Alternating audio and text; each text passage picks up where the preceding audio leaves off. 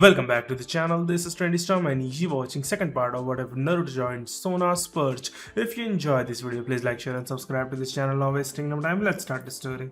The girl with blonde hair gave the man another suspicious glance before turning to look through her ticket. Middle exclaimed, "Ah, there she is." Upon discovering the individual, she inhales deeply before yelling the name, Asia-san. Along with a few other students who heard it, the person who called is turning to face the source. The fallen angel and the devil janitor are waiting for the former nun who is now approaching them. Middle's fictitious persona exclaimed, "Ya, Asia-san," as soon as the blonde with the green eyes appeared in front of them. "Nanari-san." Asia smiles and bows before turning her head to the left with a nervous gesture. Asia stammered, "Ah. Naruto-san, you also in here?" It appears that the prior encounter makes her more cautious of him. Naruto nodded to the girl before making the decision to leave. Then, "I'll go to there now, Yane, Nanari-chan, Argento-san." "Hi, Oni-chan." Middle exclaimed a nod from Asia and, "You Naruto-san." The janitor approaches a nearby tree, moves behind it, and begins to listen in on the conversation. Alongside Middle and Asia, Middle asked with a phony sense of concern, "Are you okay, Asia-san? Your face seems pale." Asia gave a headshake looking at Middle's clothes. The girl retorted, "No, nothing. What are you two doing?" As the younger, Namikaze, stands among the students, dressed like a walking vendor, the former nun looks at him. She also has a backpack full of snacks in front of her. Middle cheerfully clarified, This I just helping Oni-chan to sell this goods."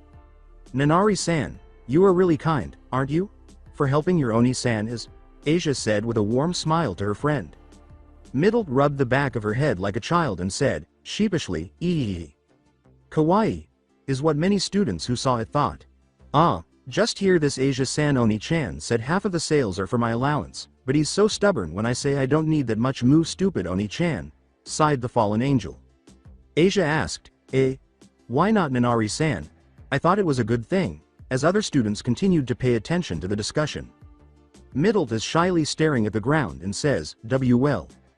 Why, the reason I come here to this place is actually so that I could be with Oni-chan, but..."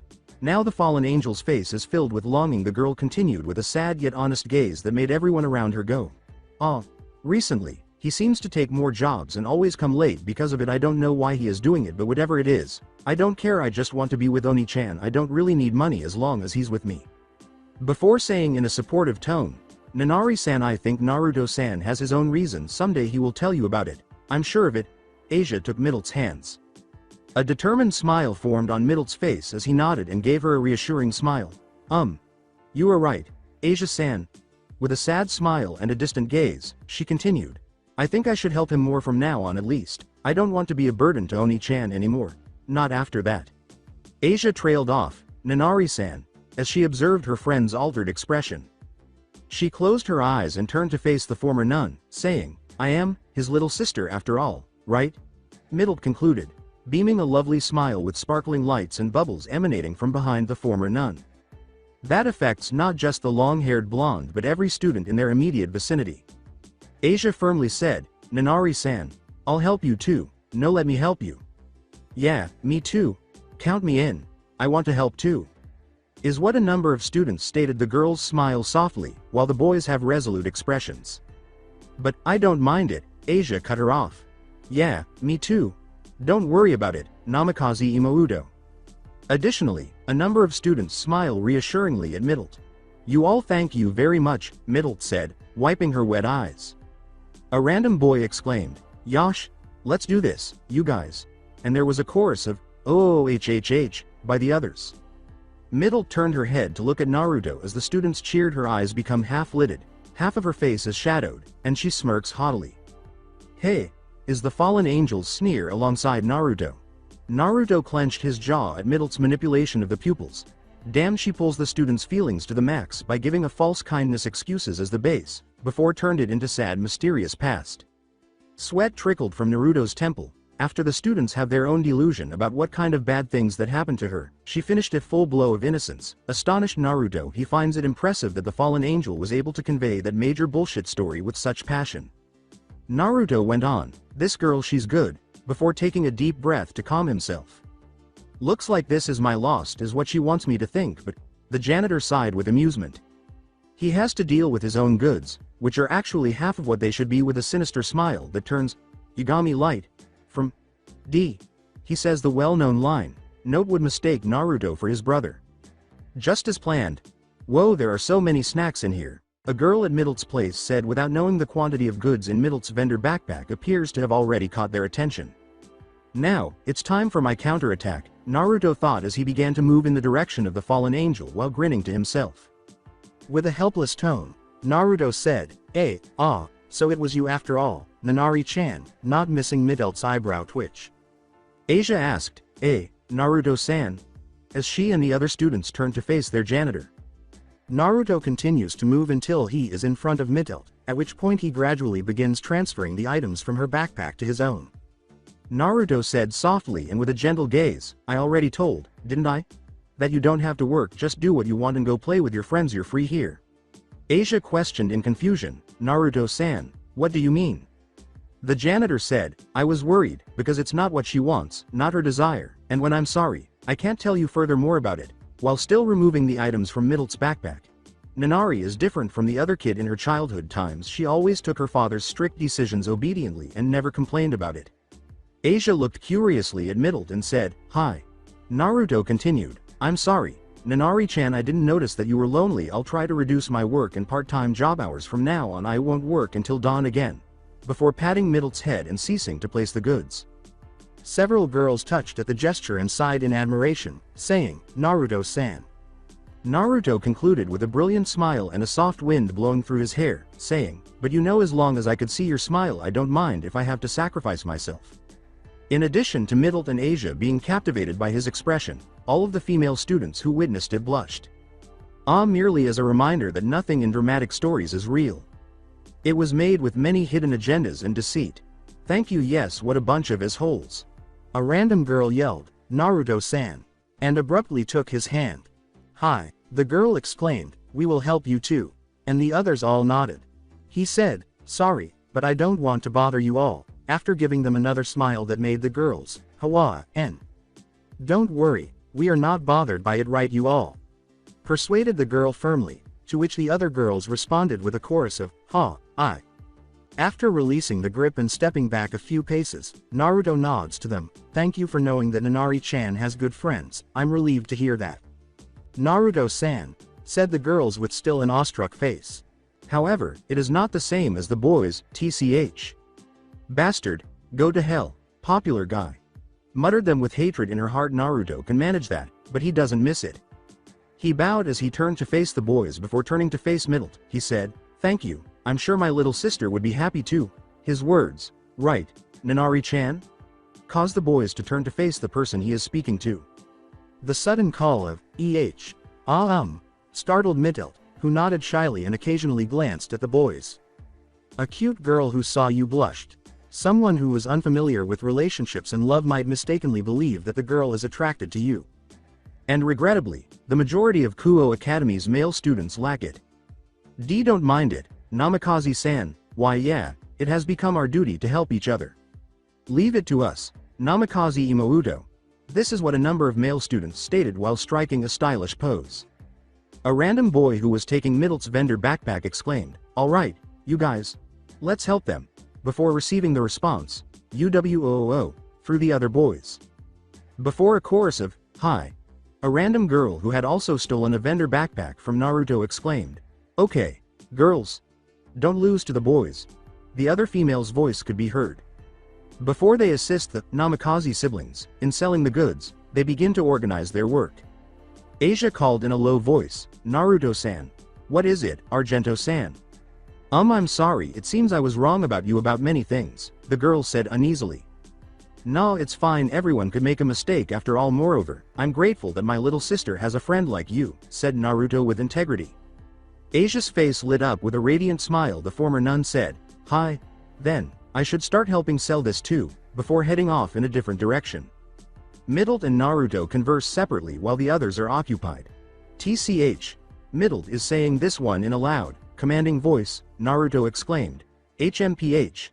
You will never prevail over me, keep that in mind, stupid little bird. When the blonde man pointed that out, Middelt sighed wearily, hi. Though, at least I don't have to do the job anymore. At that, Naruto blinked. He appears to be losing sight of the fact that it was Middelt's original desire. She's right about that, he says with a laugh. When Middelte heard it, she asked, what is it?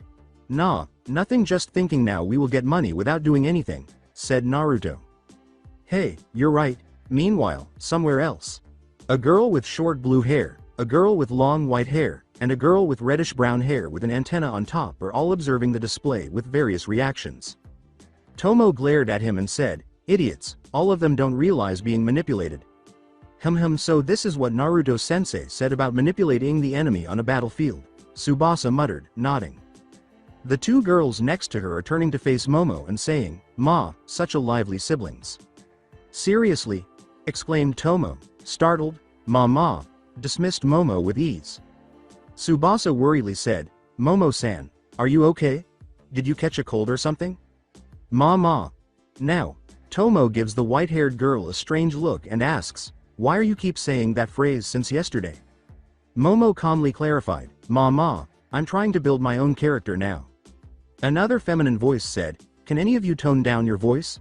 I'm trying to focus in here, which caused the three of them to turn their heads. Tomo asks quickly, Rhea, since when you're here? Moreover, who's doing the judge in Kaichu's match? Aren't you the referee? Kusaka Rhea wrote something in a notebook she was holding while staring at the two Namikaze who were conversing, since the beginning, and I asked Ruruko-chan to replace me, she said.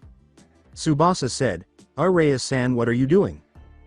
This I'm just writing of how the younger Namikaze is manipulating the students with sad story, before the older one is supporting it with siblings love story, and I must says, I became more and more amazed by Naruto-san. It seems his family has a talent for wait, what is that?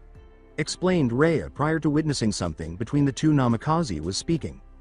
The treasurer's observation caught the attention of the other three girls. The Namikaze siblings, who were standing by themselves, were smiling mischievously as the other students sold the goods. They were surrounded by a dark purple aura. The four girls gulped in terror as the two Namikaze laughed, coo.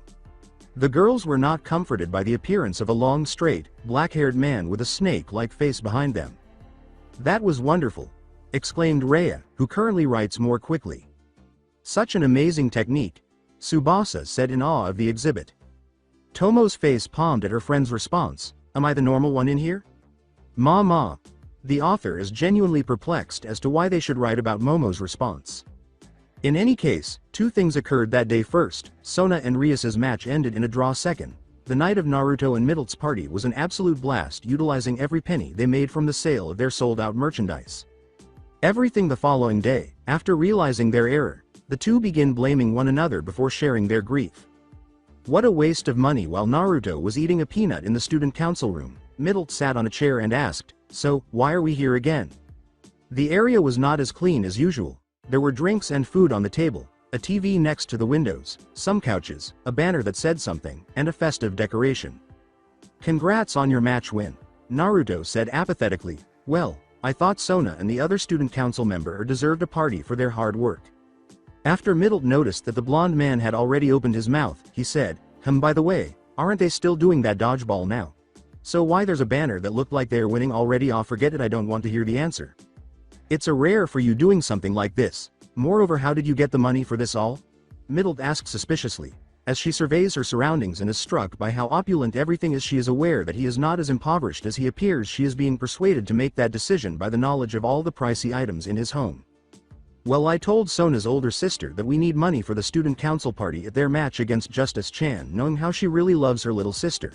The girl just give it like that, such a simple-minded girl, Naruto joked. Deadpanned at Naruto, Middelte said, you are such unbelievable, you know? You're flattering me. That's not a compliment. The fallen angel sighed because the blonde man in front of her was always so foolish. She nearly loses sight of the fact that he is the same man who could easily kill her. The way Middelte said, nay Naruto, in a low voice altered the background a little.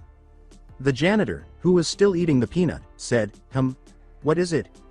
Middelte looked hopefully at Naruto and said, could you train me? You know, like that blue-haired devil?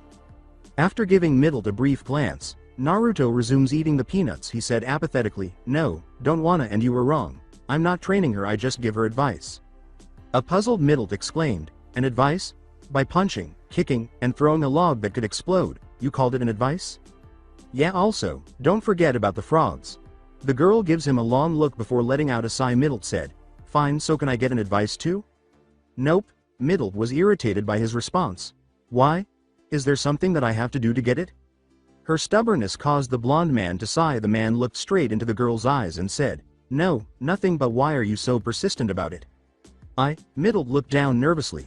"Now I know that the Lord is gone. I also know that my job to observing Hyodo wouldn't last longer until someone replacing me, so I thought to use this time to get stronger, to survive, and you are the strongest person as far as I can see it now, so..."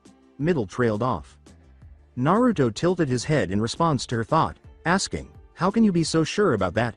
For getting replaced?" The fallen angel gave Naruto a bitter smile and laughed before responding, "I'm not an idiot.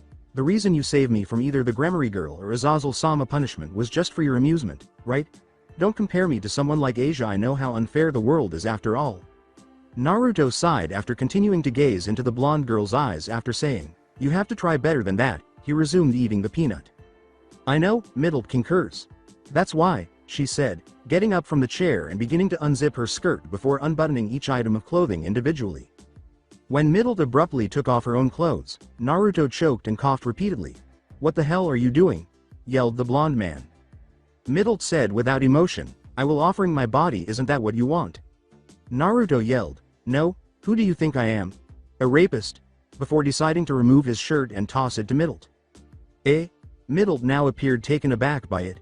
"You are not?" she yelled back, the girl's face slowly turning red. "Hell no. And why are you look surprised?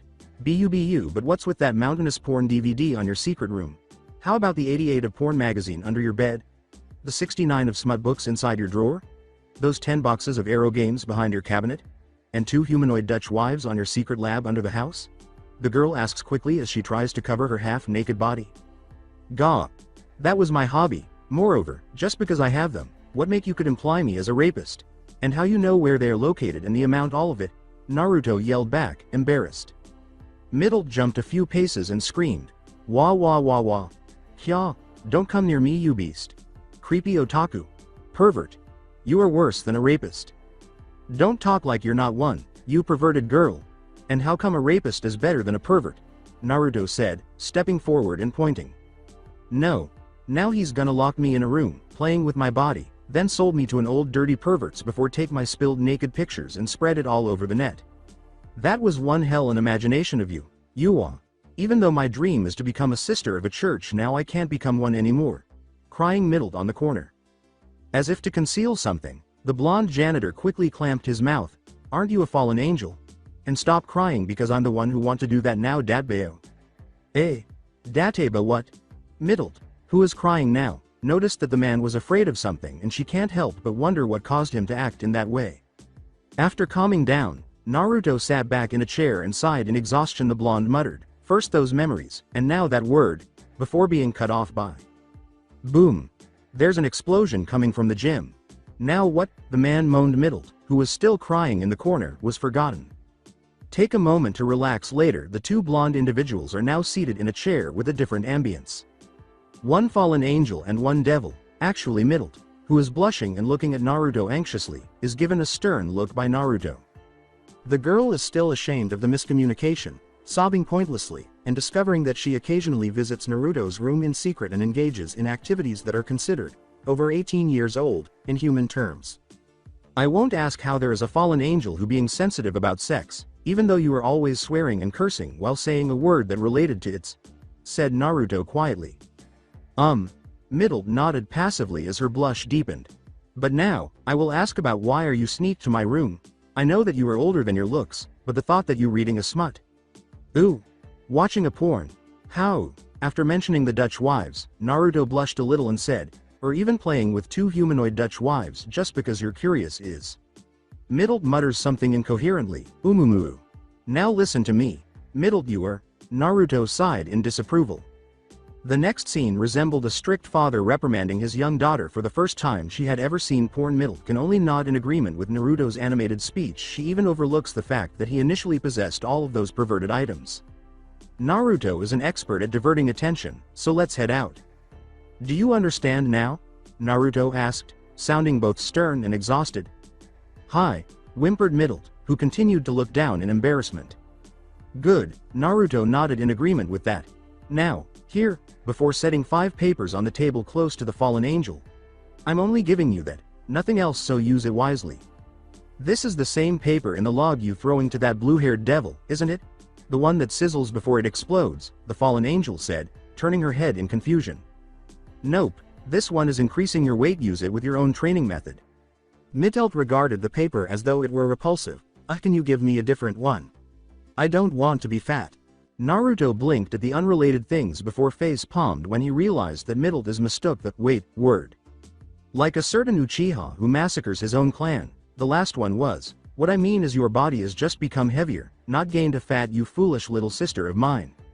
Hey, I'm not stupid, it's your fault not explained it more detailed, and I'm not your little sister.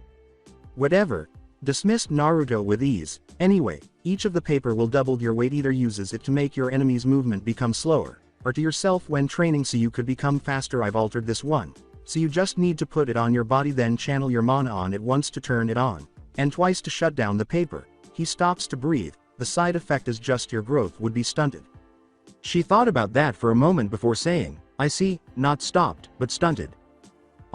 Also I suggest you to get used using 1 paper first before you use 2 or even 3, Naruto continued. Why? Mitelt asked, cocking her head. Before responding, Naruto gave a shoulder shrug and said, if you want to feel like you were stepped on by an invisible elephant, then feel free to do it. The fallen angel blinked at the weird explanation. Get used by 1 paper first, got it, she nodded to emphasize it. Mitelt looked at the paper, or more exactly on the unusual lines, before she asked the older blonde, what does this squiggle things mean anyway? When Naruto snapped his right fingers, a puff of smoke appeared in his hand, revealing a canned beverage. The girl, who was already accustomed to it, simply ignored the screen and waited for him to open the can, drink it, and then respond.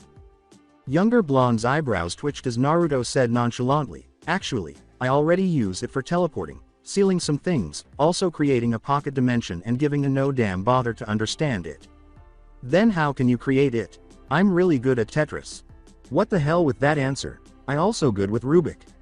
It's still not answered the question. Oh, and I love ramen. That one is not related. Your black lace panties doesn't suitable for you. Shut up, you pervert, and forget about it already. Naruto takes another sip of the beverage, pua, and a sigh of blessing. Why are you so relaxed about this? Naruto just shrugged his shoulder again before looking at the window. After giving the Sukomas, Mitelt sighed, observing that the older blonde remained silent. She seems to have been sighing a lot lately. Mitelt muttered, exhausted, oh god, I hate this guy, as she decided it was enough and got up to grab some drinks from a different table by the window. The biblical god is already dead, you know?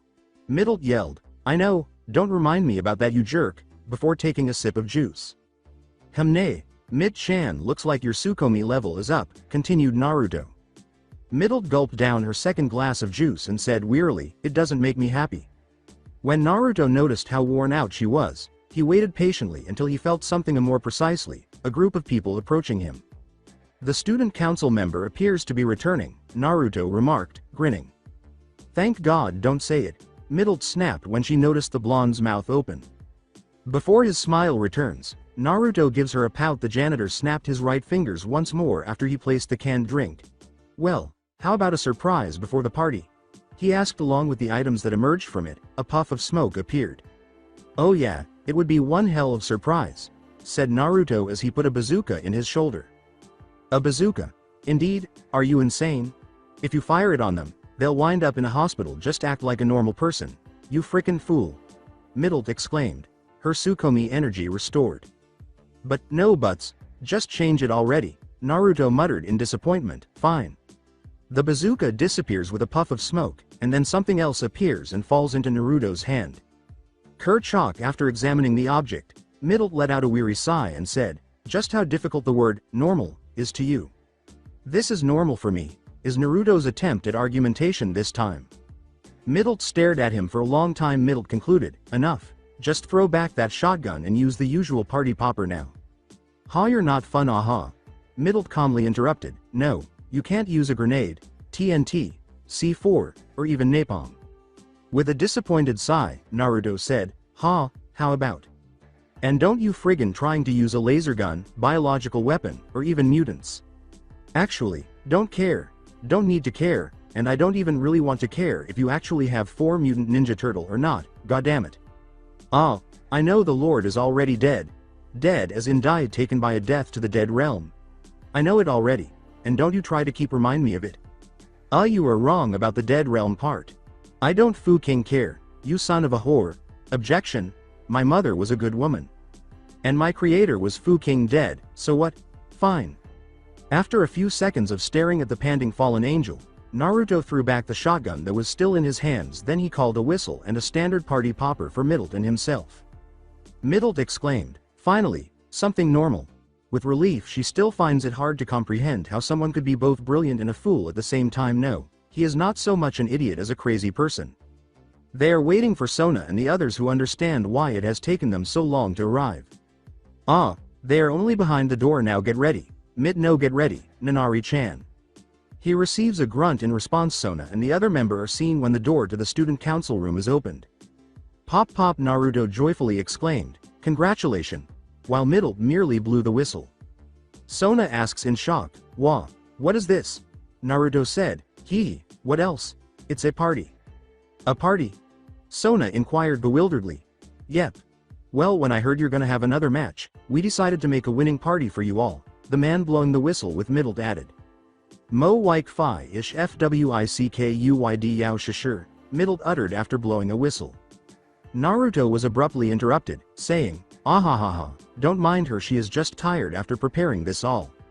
The fallen angel's true meaning is that he has deceived your sister. However, as the janitor mentioned, she is already exhausted and didn't want to blow the whistle to express it. Sona gazed at the girl with the blonde hair for a few seconds before turning back to face Naruto. Hi, but, well, said Sona tensely. She and the other student council member are surrounded by a hint of gloom. What is it? Naruto asked pleasantly. The dullness increases as they become quieter. While Middle gave the janitor a blank stare, Naruto waved his hands and said, ahahaha, I know, don't worry about the money, I don't mind it. He thought, whose money again? After falling from grace. It's not that, Sona whispered. Tomo sighed behind him. Ha Kaichu, just let me say it instead. Even Middle is interested in it, so Naruto asked, say it? What are you talking about, Tomo CCHI? Actually, she said, then noticed there's a TV, lots of food and beverages, a festive decoration, and a cozy-looking sofa. Tomo hesitated, then decided that the ground was more intriguing after witnessing the effort put forth by the two blondes in front of her to prepare the party. She is unable to even claim that they lost the match. The statement, actually Naruto-san, we lost the match, was made by Hanakai Momo. Momo startled a few student council members. Before giving them a comforting smile, Naruto blinked a few times. I see, well, it can't be helped, Thina. How about we change it to celebrate how hard-working you all for these past days instead? Naruto continued, surprising the others. But Kusaka Raya trailed off, tweet, interpreted as, oi. All of them now looking at the source of that whistle sound. Translated as, just frickin' start already, I'm tired in here, tweet. Saji looked at the girl and remarked, you are, if I'm not mistaken, the transfer student in the same class with Hyodo Namikaze Nanari, the little sister of Namikaze Naruto. In fact, he didn't understand why she was in here. Translated as, you're right, shithead, tweet. Middle simply nodded as he blew the whistle at the other male blonde. Apparently, the C-Tree Devil hasn't yet explained the part about the fallen angel. After receiving another, tweet, Fuke-you, from Middle, Naruto said, I think Nanari-chan want to say don't worry, right? With the exception of Sona, who is staring Middle in the eyes, the other members of the student council are grinning in relief at that, but the fallen angel who saw it wasn't bothered. Sona looked at Naruto and said, I see that fallen angel is just too tired to answering, probably because the C-Tree heiress didn't see any hidden agendas or lies in it, but she did notice how exhausted the blonde girl was. Why, I'm not surprised. She is aware of Naruto's ability to exhaust people without making physical contact. She's experienced with it, Naruto exclaimed. Now let's change this before grabbing a marker and writing something on the banner. The others are unable to contain their excitement as they gaze at their janitor. They wait for the blonde man to finish writing before they read it. Bravo for failing to win the match. The dullness quickly got 10 times worse than it had been. Tomo says indifferently, Kaichu, what is this urge to castrate someone named Namikaze Naruto? Sona did not respond to the naive response. Yosh. Let's far Thay. The others agreed, but not before hurling the banner out of a window and burning it with a high-level fire magic. It's not good, isn't it? I'm not sure if you could see it, but the timeline I use is after the 4th Shinobi War. In any case, I need your assistance with the grammar. Could you please point out at least one scene that I need to correct? Yes, I would also like to know Sona's true age because according to the DxD Wikia, female devils tend to utilize magic in order to appear much younger than their physical age would suggest. Thus, it raises some questions in my mind regarding the ages of Rias and the other women. I'm not sure if these omakes are worth it or not. Omake. The first evening when Middle got to her new residence, it was nighttime. A cabin that was precisely close to the school her target went to. A suitcase, clothing, and other necessities for her living there are in front of her. Anu recalled that she had purchased it herself a few hours prior, and the man in front of her had paid for it all. Her rescuer, Anyo Naruto-sama, I want to say how great. Okay, stop. She starts to express her gratitude, but the blonde man cuts her off. First, stop with that, Sama. Stuff Naruto, just call me with that name second, no need to thank me, you're just lucky that I picked up you instead, that blue-haired busty girl. But still, Naruto let out a rather loud sigh. He gives Middle a brief, irritated glance before a Cheshire grin appears on his face. Then, if you really want to thank me, she had a feeling that something negative would happen to her bad, really bad. Omake. Yes, now raise your hip a little bit higher, Naruto said, grinning evilly and in a sensuous voice. Lee like this, complied Middle with same sensual voice as heavy blush formed on her face. Good, now face this way, then raise and clench your right hand while say, Nya. Nya. Middle complied with shame. Middle was the one who posed on top of a sofa like a cat. She is wearing a white one-piece dress with yellow cat ears and tail, which is different from her typical goth loli attire. In the meantime, Naruto is snap snap snap. Great, this will definitely sell expensive in that lolicon site. He is photographing Middle's money-shaped eyes. Middle smiled tensely at the man. It seems that this jerk instructed her to dress up as different characters and take photos of herself before selling it on websites. A police officer, a teacher, a cheerleader, a nurse, a flight attendant, a waitress, a shrine maiden, a magical girl, and even a maid. It will end anyhow, she told herself, and this is nothing in comparison to how he saved her life. Okay, next one is this. Middle noticed that Naruto was holding a sexy string bikini. Like hell I would wear that, she snapped in a flash. A roundhouse kick already delivered to Naruto's jaw makes the blonde man knocked back in slow motion before crashed to a door with sickening sound. This Fuga. Middle's face was still enraged as she grabbed the camera, split it in two with her bare hands, threw it to the ground, and started trampling on it. That one, by the way, was inspired by something the author saw on a martial arts channel on television. They say inner energy. In any case, Middle became aware of her actions after a few minutes when Naruto appeared in front of her, his face obscured by shadow. She was completely terrified. Middle told herself that she should know better than to be so foolish around someone who could easily kill her. The leader of fallen angels might finally back off because of this person in front of her. Na Naruto-sama th this. When Naruto moved, she closed her eyes in terror, then slowly opened them when she sensed nothing. My, Middle glances at Naruto, who is already kneeling in front of her, holding whatever remains of the camera. Na Naruto-sama, I terribly sorry about it, I didn't mean to. Yua. Middle's words are cut short when she notices something that truly strange in her presence. Give it back. Give it back. Give it back. Give it. When she noticed the blonde wailing and rolling to her left and right like a child, her perspiration stopped. Anyo Naruto-sama. When the man abruptly stopped and glared at her, she retreated a step. You take off your clothes and wear this. Middle blinked twice when she saw Naruto holding 3 band-aids, and then she saw a picture of her with just those 3 band-aids covering her nipples, and in her mind, private parts appeared. The hell you're thinking, you pervert? Snapped the girl who gave the man a humorous senpukyaku, which is another slow motion scene in which he struck back more forcefully. Ha ha ha. The blonde girl briefly gasped before realizing what she had done. Middle began to sweat profusely. She has already kicked her savior twice, not just once. When Naruto's body twitched, she became wary, but then she started to perspire when she noticed the swirling objects in his eyes. Isn't he supposed to be some super strong character or something like that? Middle quickly considered what to do in this mess, and when she discovered one, her expression brightened. Omake, what happened? Naruto grunted as he awoke, and after a brief period of blurred vision, he saw Middle standing in front of him holding a glass of water. Here, thank you. Naruto took the glass and drank the water. Still, how come you could pass out after trip like that? Naruto looked at Middle in confusion when she suddenly blurted out that. Huh? Who? Don't you remember that you tripped out of nothing like an idiot before pass out? Naruto scratched his head in bewilderment at Middle's deadpan face. Really? Why I don't remember it? Don't know, Middle shrugged her shoulders. When we arrived in here, you said to make this place like my own home and not to call you with Sama before you tripped out of nothing then pass out. Naruto gives Middle a flat stare at that absurd explanation. What? You don't believe me, are you? You think this face says I believe that? Hell no, Naruto pointed his face and shook his head before letting out a weary sigh. Whatever, your room is in there. He pointed a random door before rose up from the couch where he was laying. Put your things in there while I'll make a dinner. Middle nodded and followed the blonde man's instructions before entering the room. She gathered her belongings, including her suitcase. The fallen angel briefly glanced at Naruto as he put on an apron before slumping down and shutting the door. It worked, the girl exclaimed, her eyes welling with joy.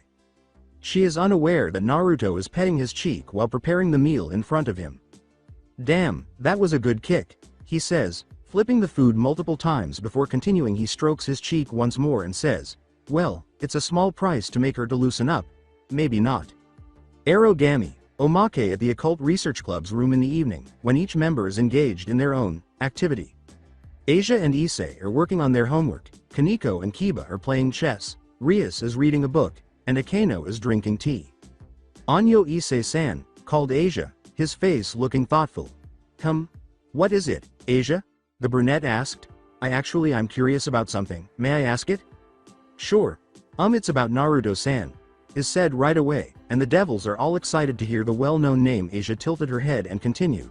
I was wondering about why you called him Arogami.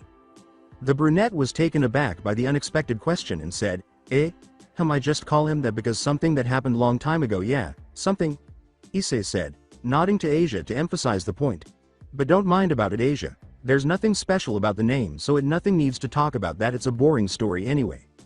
Rias entered the conversation and said, actually, Issei, I'm also curious about it. Can you tell us more about Namikaze? The red-haired devil asked, grinning as she closed her book. Ufufufu, I'm also interested about it, Akeno remarked while setting down her tea. Yudo says, we also want to hear it. Kaneko merely nods. The sudden attention caused Issei to blink, knowing that they had already directed the topic at him. He sighed, fine.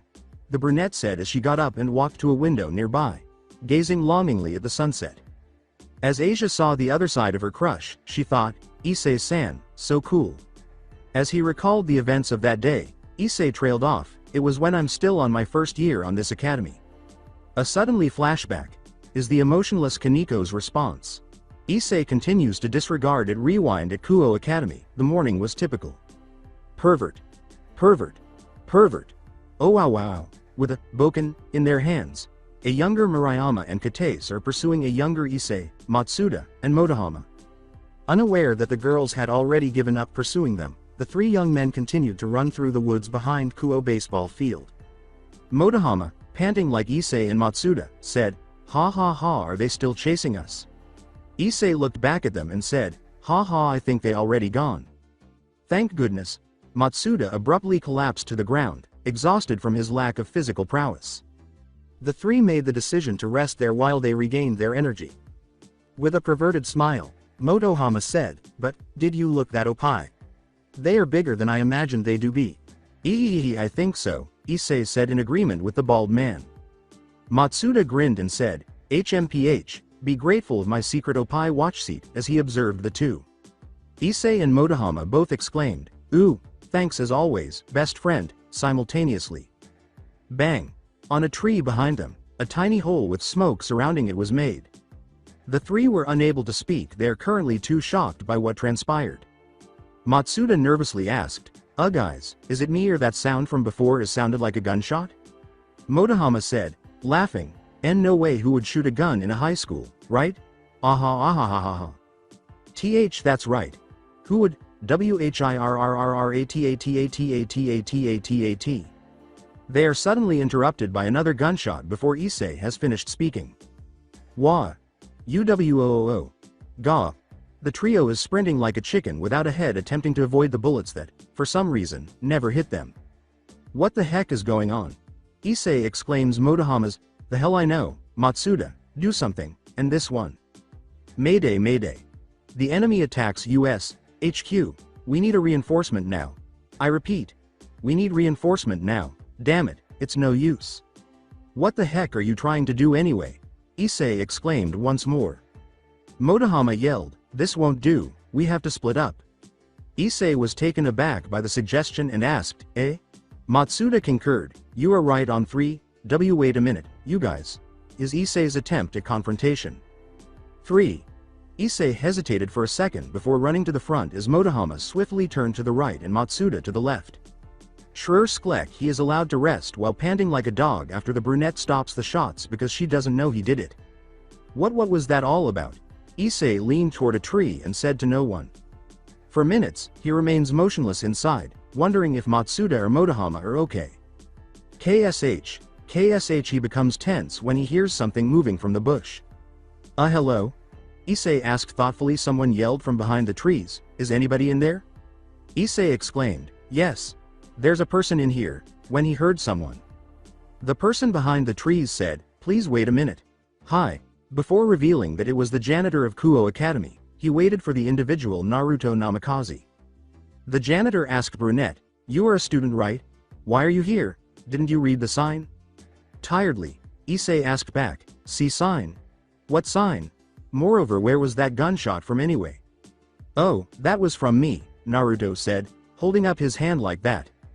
It's from you? The brunette exclaimed, gesturing with his finger. The gesture caused Naruto to blink multiple times. Yeah, I was told this area is already clear, so I didn't check it first. Such an irresponsible man you are. How if there's someone in here? Moreover, how if the stray bullet's hitting a student? With an indifferent shrug, Naruto said, they'll hurt or dead of course. You bastard. Well, the authorities of this school are already make sure to prevent such thing like that. Didn't one of the student council told you about it? Huh, about what? Issei asked in response. He doesn't recall the student council making any announcements regarding the woods behind the baseball field. There are some animal that escaped from a central zoo and reported come to this place. Escaped animals? That's right. The janitor replied. A lion, a zebra, a giraffe, a hippopotamus, 4 penguins, and 2 chimpanzees. Well, how about we put it aside for a moment and answer me, what are you doing in here anyway? Because ignoring the rule about going in here would make you get a detention is what the Kaichu said, explained the janitor with blonde hair. I am, Issei said, searching for an excuse. He was genuinely opposed to receiving a detention. Issei nervously explained, lost. Yeah, I'm lost when running with my friends from something. After recalling those two, Issei asked, that's right, did you see my friends? One is bald and the other one is looked like an otaku? The janitor responded, no, why don't you call those two with a phone or something? You're right. Issei called the two to find out their location. As a result, when he realized they were already outside the woods, he felt relieved. Naruto turned around and began to walk, saying, anyway, come with me, this place is still dangerous after all. Hi. Thank you very much, Issei exclaimed as he trailed behind the janitor. The brunette was at a loss for words as the blonde man walked in awkward silence. The Naruto called out at random, Anyo-sa? What is it, janitor-san? You are one of the perverted trio, aren't ya? The freshman gave a quick, gay, before letting out a weary sigh, so it's already spread out, huh? Naruto asked nonchalantly, so, who's the unlucky girls that defiled by you? Ha! Exclaimed Issei. Startled Naruto asked once more, I said who's the unlucky girls that defiled by you? Issei nodded to emphasize, the hell I'm doing that. I may be a pervert, but I have a dignity. Besides, I never grope a girl's opie. The brunette added, her fist pumping and her eyes manly. As Naruto noted, that sounds really pitiful of you. Issei was suddenly on his hands and knees, sobbing for his pathetic life. Before he speaks, Naruto ignores the brunette and keeps moving. That is what to be expected from a low-rated pervert after all. Twitch after all, a low-rated pervert, a pervert with a low rating. A poorly rated Issei's ears are still ringing from that janitor's voice. The aspiring harem king muttered, "What did you say?" Naruto stopped walking and turned back to face Issei, saying, "I said you are a low-rated pervert, what's with it?" The brunette slowly stood up, his face obscured by shadow. The brunette muttered, "Take it back," loud enough for the man with blonde hair to hear. The janitor shrugged and said, "Huh? Why should I?" "I said, take it back," Issei screamed, glaring at Naruto for attention.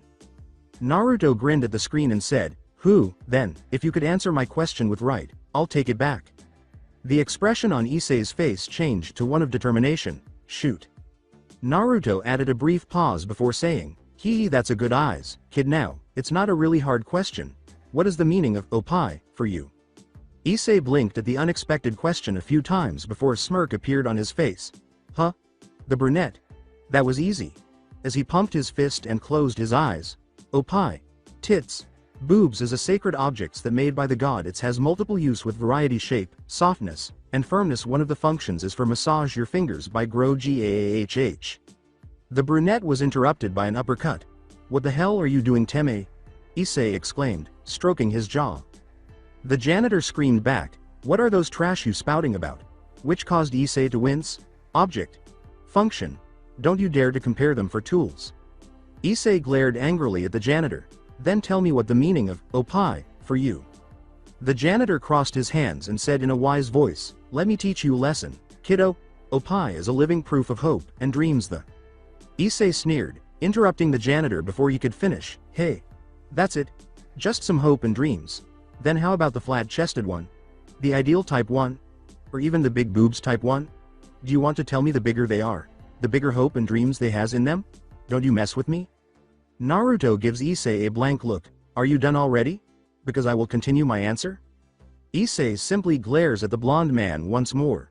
"What I want to say before you, foolish brown monkey who interrupt me, is the reason why opai are attached in woman's chest and not in another place of their body, is because they were connected to their heart, to their feelings."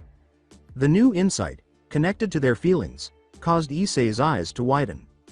"That's right, and the size of how big or small of them is not the same as their hope and dreams, but it is like a padlock that bounded to their heart." "A padlock?" Issei muttered, sounding like a bewildered follower of their own religion. As he began to approach Issei, who was on all fours and staring at the ground in shock, he added, "Yes, my child, a different lock, need a different key, and that's our job as males, for be their key to unlocking it before sharing our hope and dreams with each other." "No, that's not true. It's a lie that can't be true." Naruto touched the brunette's shoulders with his hands, make Issei gaze at the shadowy janitor's face.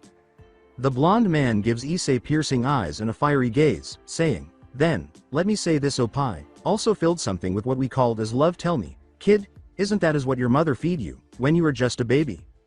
Kling Issei's mind conjured up a particular image about a dark-haired woman nursing a baby in a hospital room and a light-haired man wearing glasses. The man laughed as he gazed at the infant and said, "Ho ho ho, look at that, honey, our son is so excited." "Oofufufu, you are right, dear, our little Issei looked so happy," the woman who continues to feed the infant concurred. Issei's eyes were already welling with tears, as though he was recalling something he had long since forgotten. The brunette becomes aware of what he has witnessed when he feels someone pat his head. The janitor, grinning while wearing a halo, he also radiates golden light from his back and has 2 golden wings. Issei was stuttered, can't say anything because of the godly sight on front of him. "It's fine, my child, your eyes seems already opened." After that, the brunette could only cry after find the one who lead him to the new path of Eros. Flashback end, and after that, he told me, teach me, and help me to know many things that I never thought it was exist in this world. Then I was decided to call him as Arogami, from that day, as in, the god of perverts, continued Issei as he still continued looking at the sunset. After hearing the story, the other occult research club member has a number of reactions. A bead of perspiration trailed down the side of Rias's face as she massaged her forehead. Akano simply laughed before uttering her signature catchphrase, "Era era." Kaneko just gave her best deadpan stare as she munching a snack now. Kiba laughing weakly at the unique story, and Asia is smiling nervously at her crush. They don't have to be told about what Issei means by many things, knowing from the brunette behavior, they knew it was something perverted.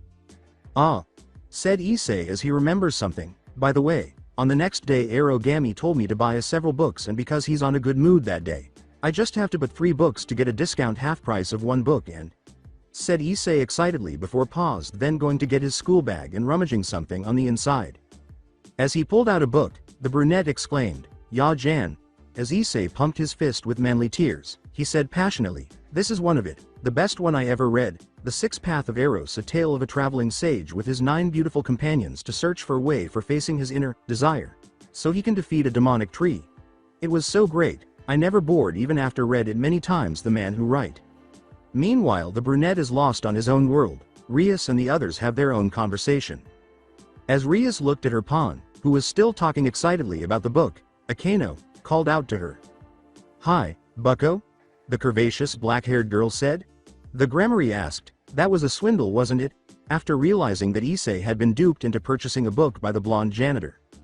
"Oofufufu it is, bucko," conceded the Thunder Priestess. "Well, there are some people like that too, is what the Bishonen say. Pervert and idiot are connected to each other," the emotionless loli said. With helplessness, Asia said, "Issei-san, let's begin this from behind Kuo Academy's school, where we discovered our favorite blonde curled up beneath a tree in a serene setting." The blonde exclaimed, "Ah, so peaceful," and then let out a sigh of bliss. On their days off, Kuo Academy students are less visible than on regular days. Only those with club activities or responsibilities, such as the student council, visited the school. A day off, however, gives Namikaze Naruto more time to pass the time. To put it another way, relaxing, but still never thought that Grammary Girl gonna have her first rating game so soon. The blonde janitor was enjoying the breeze when he recalled some information about Rias and her peers that was used to set up their first rating game. The third son of the Phoenix clan, who is also Rias Fionka copyright, is her opponent. Additionally, her engagement is the wager in the game itself. And you know what? It all began when the ex-Chuni herself declined the engagement due to her alleged Fionka copyright, SA jerk, that is. The game was set after a tense moment that was broken by the third party and a suggestion for a later match. As he recalled a plan he had made with a certain red-haired Lucifer, Naruto trailed off in a mysterious manner, saying, "Until now, it's proceeded like what had been planned, and next, meh, better not to think it seriously." Naruto joyfully took out his recently acquired smartphone from his pocket after a family gathering. Okay, so let's say he got it from a nice guy who was selling medicine. By lurking around in an alleyway, he trusted this same nice guy to another nice guy wearing a blue uniform with a shield-like badge. Naruto checked his daily schedule and said, "Let's see, finish the rest of the paperwork, check, make a clone for cleaning the school, check, get the latest information about Mid-chan's mission, check." Naruto made the decision to send Middle to watch Rias and her peers after learning that they were planning a rigorous training session for their first rating game. The fallen angel still has her own responsibility, even though it's not like he can't do it alone. To ensure that Rias and her peers wouldn't find the girl, he chose to send a clone a few days later. That, and he instructed his clone to document all of the unintentional bad things that happened to the fallen angel. Unusual things could happen, such as when a girl falls into a mud puddle by accident, loses her clothes while taking a bath, and then finds clothes that say, "I love emo," that she somehow can't take off. Yes, PFFT by accident, yes, and you ought to concentrate on the word, when, rather than, if, there. As he stretched and closed his eyes, Naruto said, "Well, what Eve, are," before allowing nature to embrace him. The location is ideal for napping because of the fresh, comfortable, and serene atmosphere, soft green grass, soft winds, and warmth from the sun. He won't be bothered by anything or anyone during his nap. Press yes, including the one who came with him. Shaking, even that sound is similar to drawing a sword. FIUP, or even a different sound, such as when you lift the sword. Well, hold on. When Naruto opened his eyes, he saw a sword aimed directly at his head. Naruto screamed, and barely avoided it by rolling to the side before swiftly crawling out of that spot with fear on his face. He then paused and turned to face the back. What the hell are you trying to do?" exclaimed the colorless Naruto, who was still in shock over what had just transpired. "Sugu, it's just like what Kaichu said." The blonde recognizes the voice. Naruto trailed off, recognizing the person in front of him. "Sugu, my ass, wait, you are." A girl who is shorter than him, has green eyes, brown hair in twin ponytails, and is dressed in the uniform of Kuo Academy.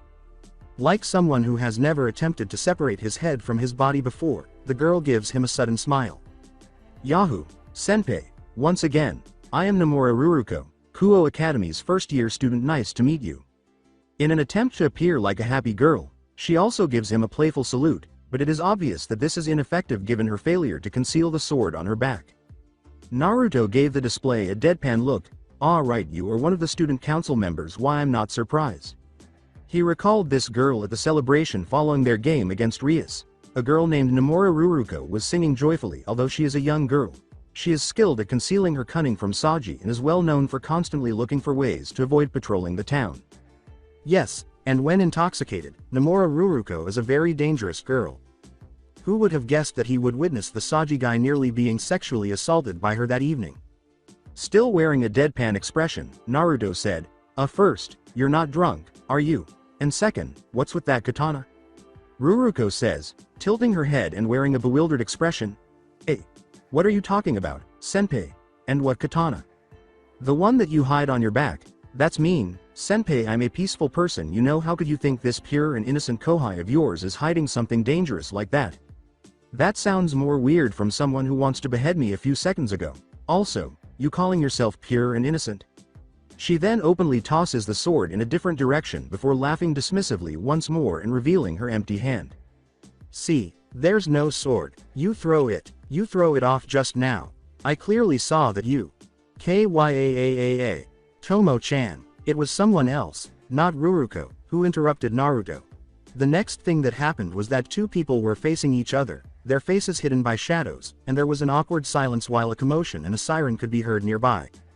Quote, quote, quote, quote. Once the siren's sound had subsided, Naruto looked up at the girl in front of him with a mixture of amazement and absurdity. He then massaged his temple for a short while before making a gesture that resembled moving a box. "Okay, how about we ignore that and let's start. What do you want?" Ruruko handed him a letter and said, "Ah, that's right. Here, from Kaichu." And the strange thing is, even though she heard someone being impaled by the sword she threw, the girl dared to smile.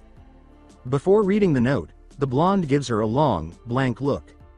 "You have survived. If you are reading this, that implies that I also prevailed in the wager with the other student council member." After learning the truth, Naruto exclaimed, "So you're the mastermind. Now, one of the Perrage is the girl who wrote this letter. In other words, additionally, I have an order for you, so forget about dismissing her to take a nap." Naruto lets out a sigh before he resumes reading. Again, so much for a quiet sleep.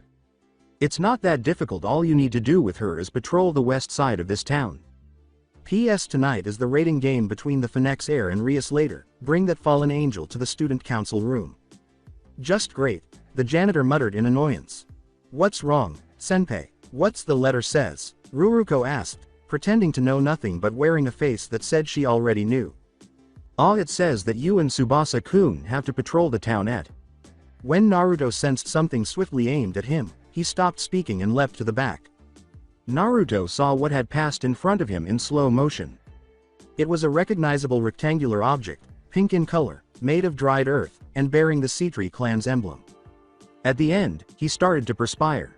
Naruto thought, that girl, just how skilled is she at crafting thin another one, before he felt another one and swerved to avoid the brick. Bam! Ow! The damn brick that struck Ruruko's head was actually avoided by him. Swoosh, swoosh, swoosh. Here they come. The blonde dodges to the side in anticipation of the first wave, which comes from behind. Another comes above him, to his right, and from the front. He leapt and spun his body around in the air, utilizing his flexibility. Then, at a faster pace than before, the next wave came from an unknown location. Following his landing, Naruto squatted, rolled to the right, ran to a nearby tree, and performed an incredible back somersault before jumping to the side to complete the combo. With a smug sigh, he turned to face the approaching bricks and smiled when a particular idea occurred to him. He dodges the bricks one by one in slow motion, bending his body backward and shifting his arms and body at different angles. If Neo, from Matrix, were watching, he might give him a standing ovation. What an amazing demonstration of dodging ability. Naruto straightened up after it was over and closed his eyes while rubbing his nose. The scoff escaped his lips, HMPH, thinking could scratch this one with mere bricks. Ridiculous. Listen, foolish mortal, for thou who targeting me, targeting this awesome one, this damn handsome looking badass person who. Bam! On he missed another one from behind him. Such a epic way to ruin it. Well, for someone who bathing in arrogance and let their guard down, it bound to be happened. Naruto and Ruruko are now lying on the ground, their faces obscured by shadows. There is an awkward silence, broken only by loud crow calls that strangely sound like, "Aho, idiot." "Oi, what is it, senpai? Let's patrol the town." "Okay.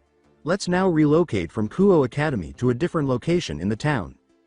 Looking like someone who has had their soul drained while strolling by a riverbank, or more like a Haniwa statue, is Naruto, dragging his feet with shoulders down. "Senpai, that won't do. You have to do this seriously," Ruruko grumbled as he followed the blonde.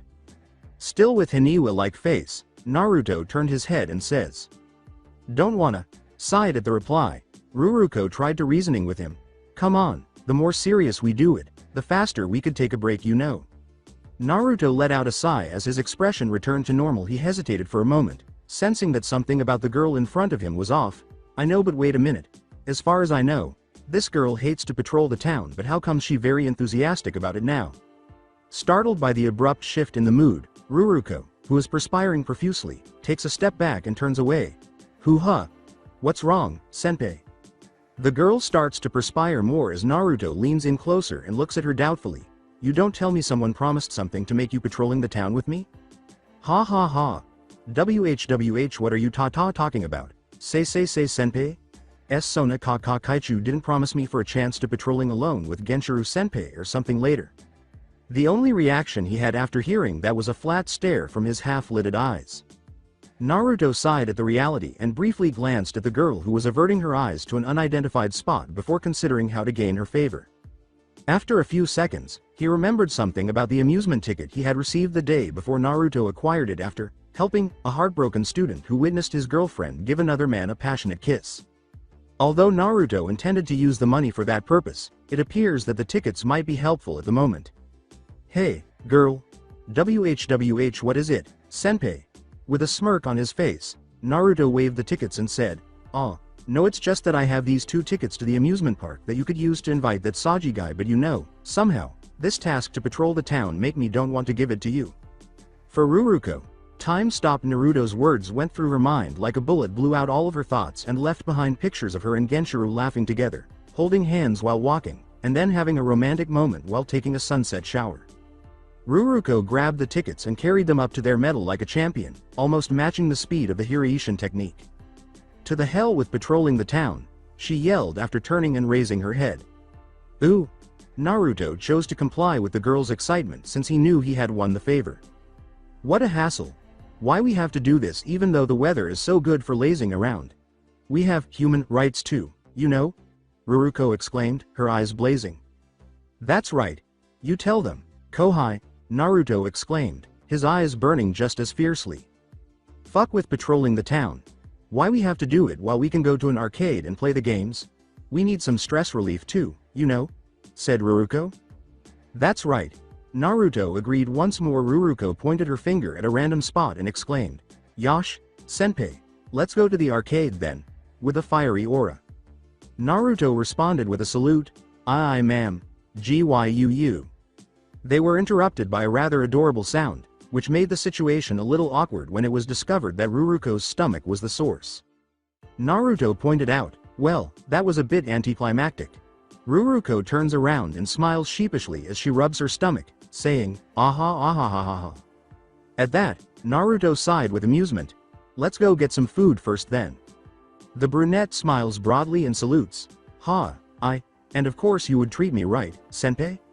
The man's response to the girl's hopeful gaze is to look at him as though he's asking himself, what is this idiot talking about? Hold on, that's what he really thought, and why should I do that? Pay for yourself. The girl pouted cutely and complained, cheapskate, it's fine isn't it? Senpai is actually rich, right? Kaichu herself said that senpai could buy several islands if you want to. But that is not a reason for me to treat you. When she says, please, senpai, she gives him a puppy dog with sparkling eyes. No, please. Naruto continues to treat her like a bug, even when she ups the ante. You are such a pain in the ass, aren't you? Ruruko stated, Mo senpai, treat me, while yanking Naruto's right hand to the left and right like a child requesting a toy. Do not want to, HMPH. Who does the girl believe she is? Could a foolish childish act convince him? A man with more experience and greater immunity to such things than God himself? Go ahead, young girl. After 20 minutes. With a dejected aura surrounding him, Naruto asked himself on his hands and knees, why the great I can be persuaded by this mere childish teenage girl, why?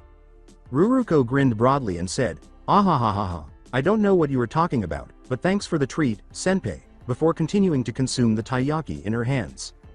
We discovered Naruto, who had already recovered from his episode, somewhere else in a section of the town from the light novel called High School DxD, a town that even this damn author doesn't know the name Ofa before he joined Ruruko in eating taiyaki that he had purchased. Their current location is merely a basic playground with a tree in the middle and numerous benches arranged around it naturally. There are a sandbox, swing sets, monkey bars, and numerous other items to keep the kids amused. No, not at all. The location is not particularly noteworthy. The author merely adds unnecessary details to lengthen the story.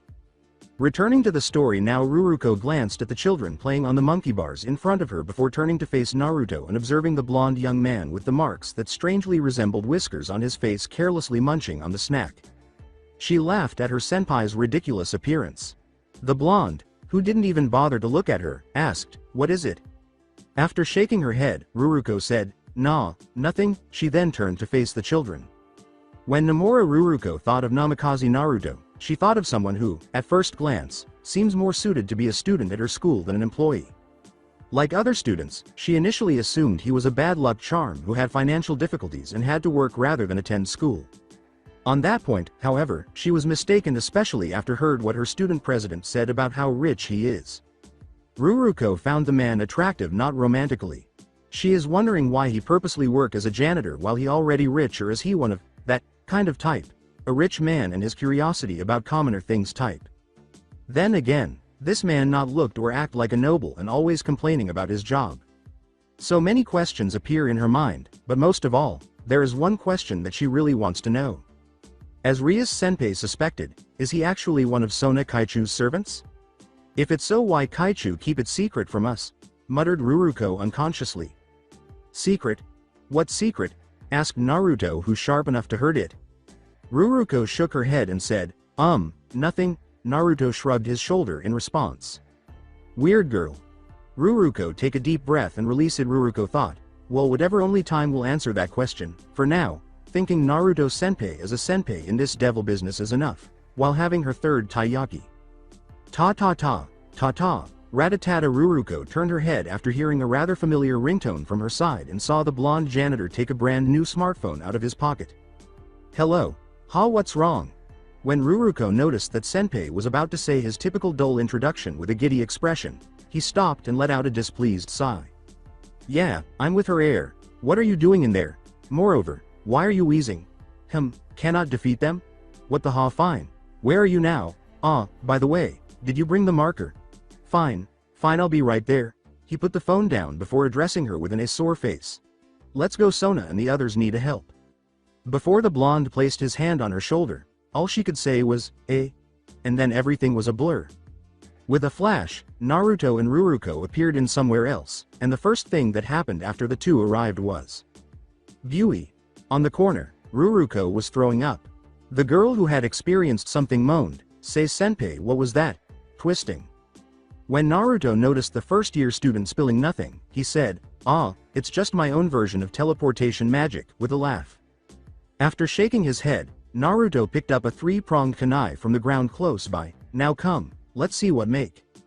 Before Naruto could finish, a snake wrapped Ruruko's leg and lifted her into the air. The twin-tailed girl held her skirt to keep her white with pink polka dots from being seen by the public.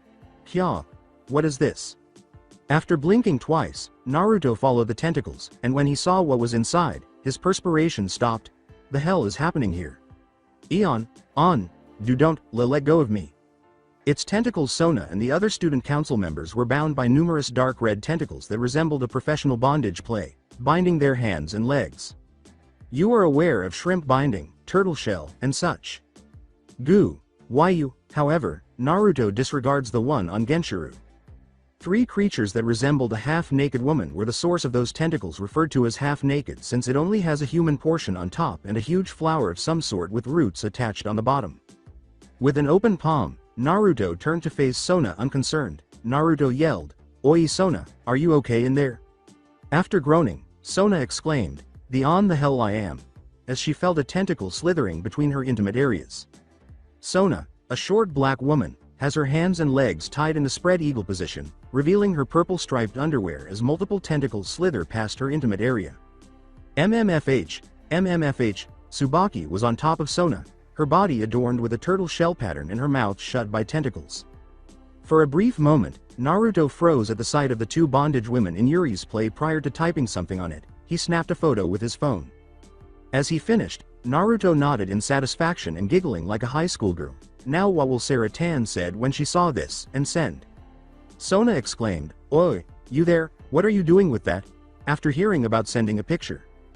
Naruto waved his hand while wearing a neutral expression. "Ah, nothing, just the usual." Sona yelled, "What on, just do something about this," as she felt the tentacle rubbing her small chest. Naruto rubs his chin while wearing a contemplative expression. Naruto said innocently, Do I have to?"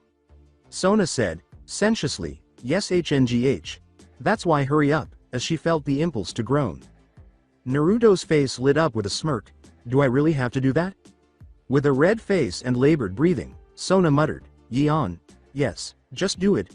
I can't hold it anymore." The sound became more sensual than before. Naruto made the decision to continue taunting the C-Tree heiress. "Do I really? Just fucking kills them already." Naruto pouts after Sona yells at him, "Fine." Naruto grasped the three-pronged kunai in backhand after spinning it around in his hand. He chose to jump back with extra back flips to avoid another tentacle after noticing several heading in his direction. Naruto stood apathetically, then exhaled deeply as the kunai was now surrounded by a jagged green aura. More tentacles were slithering toward him, encircling him from various directions, making it seem impossible for the blonde janitor to avoid it, but in the final moment, it managed to avoid touching the blonde. Whoosh, from there, he vanished, causing those tentacles to become tangled and tie themselves. Slash slash slash. After a series of slashing noises, the monsters that turned to green lights and died silently are heard. With the exception of Sona, who was carried like a princess by Naruto, the student council members who have already fallen to the ground are currently stroking their head or ass to ease the pain. Naruto grinned playfully and said, "Order is accomplished, princess." Sona gazed at the blonde for a moment, then closed her eyes and inhaled deeply. Sona calmly said, "Well, good job, now put me down." Her face was red. Hi, Naruto said with a laugh as he followed it. When Naruto saw the C-Tree heiress checking herself, he asked, "Injured?" Sona let out a weary, "Nope, just humiliated. There's still more of them, by the way," sensing that there were over 10 stray devils lurking in the shadows. Once more, Naruto spins his kunai. "I know, one is quite good at hiding." The young woman with short black hair and a serious expression asked, "How good?" Naruto responded absently, I'll give the guy 7 out of 10.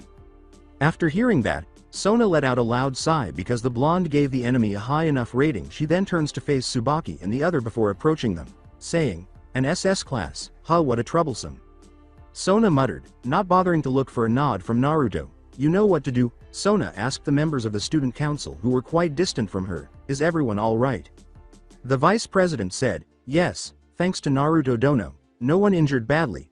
Tsubaki nodded, and Genshiro and the others nodded as well. "Good, because I want all of you to be prepared now," Sona remarked while glancing in one direction.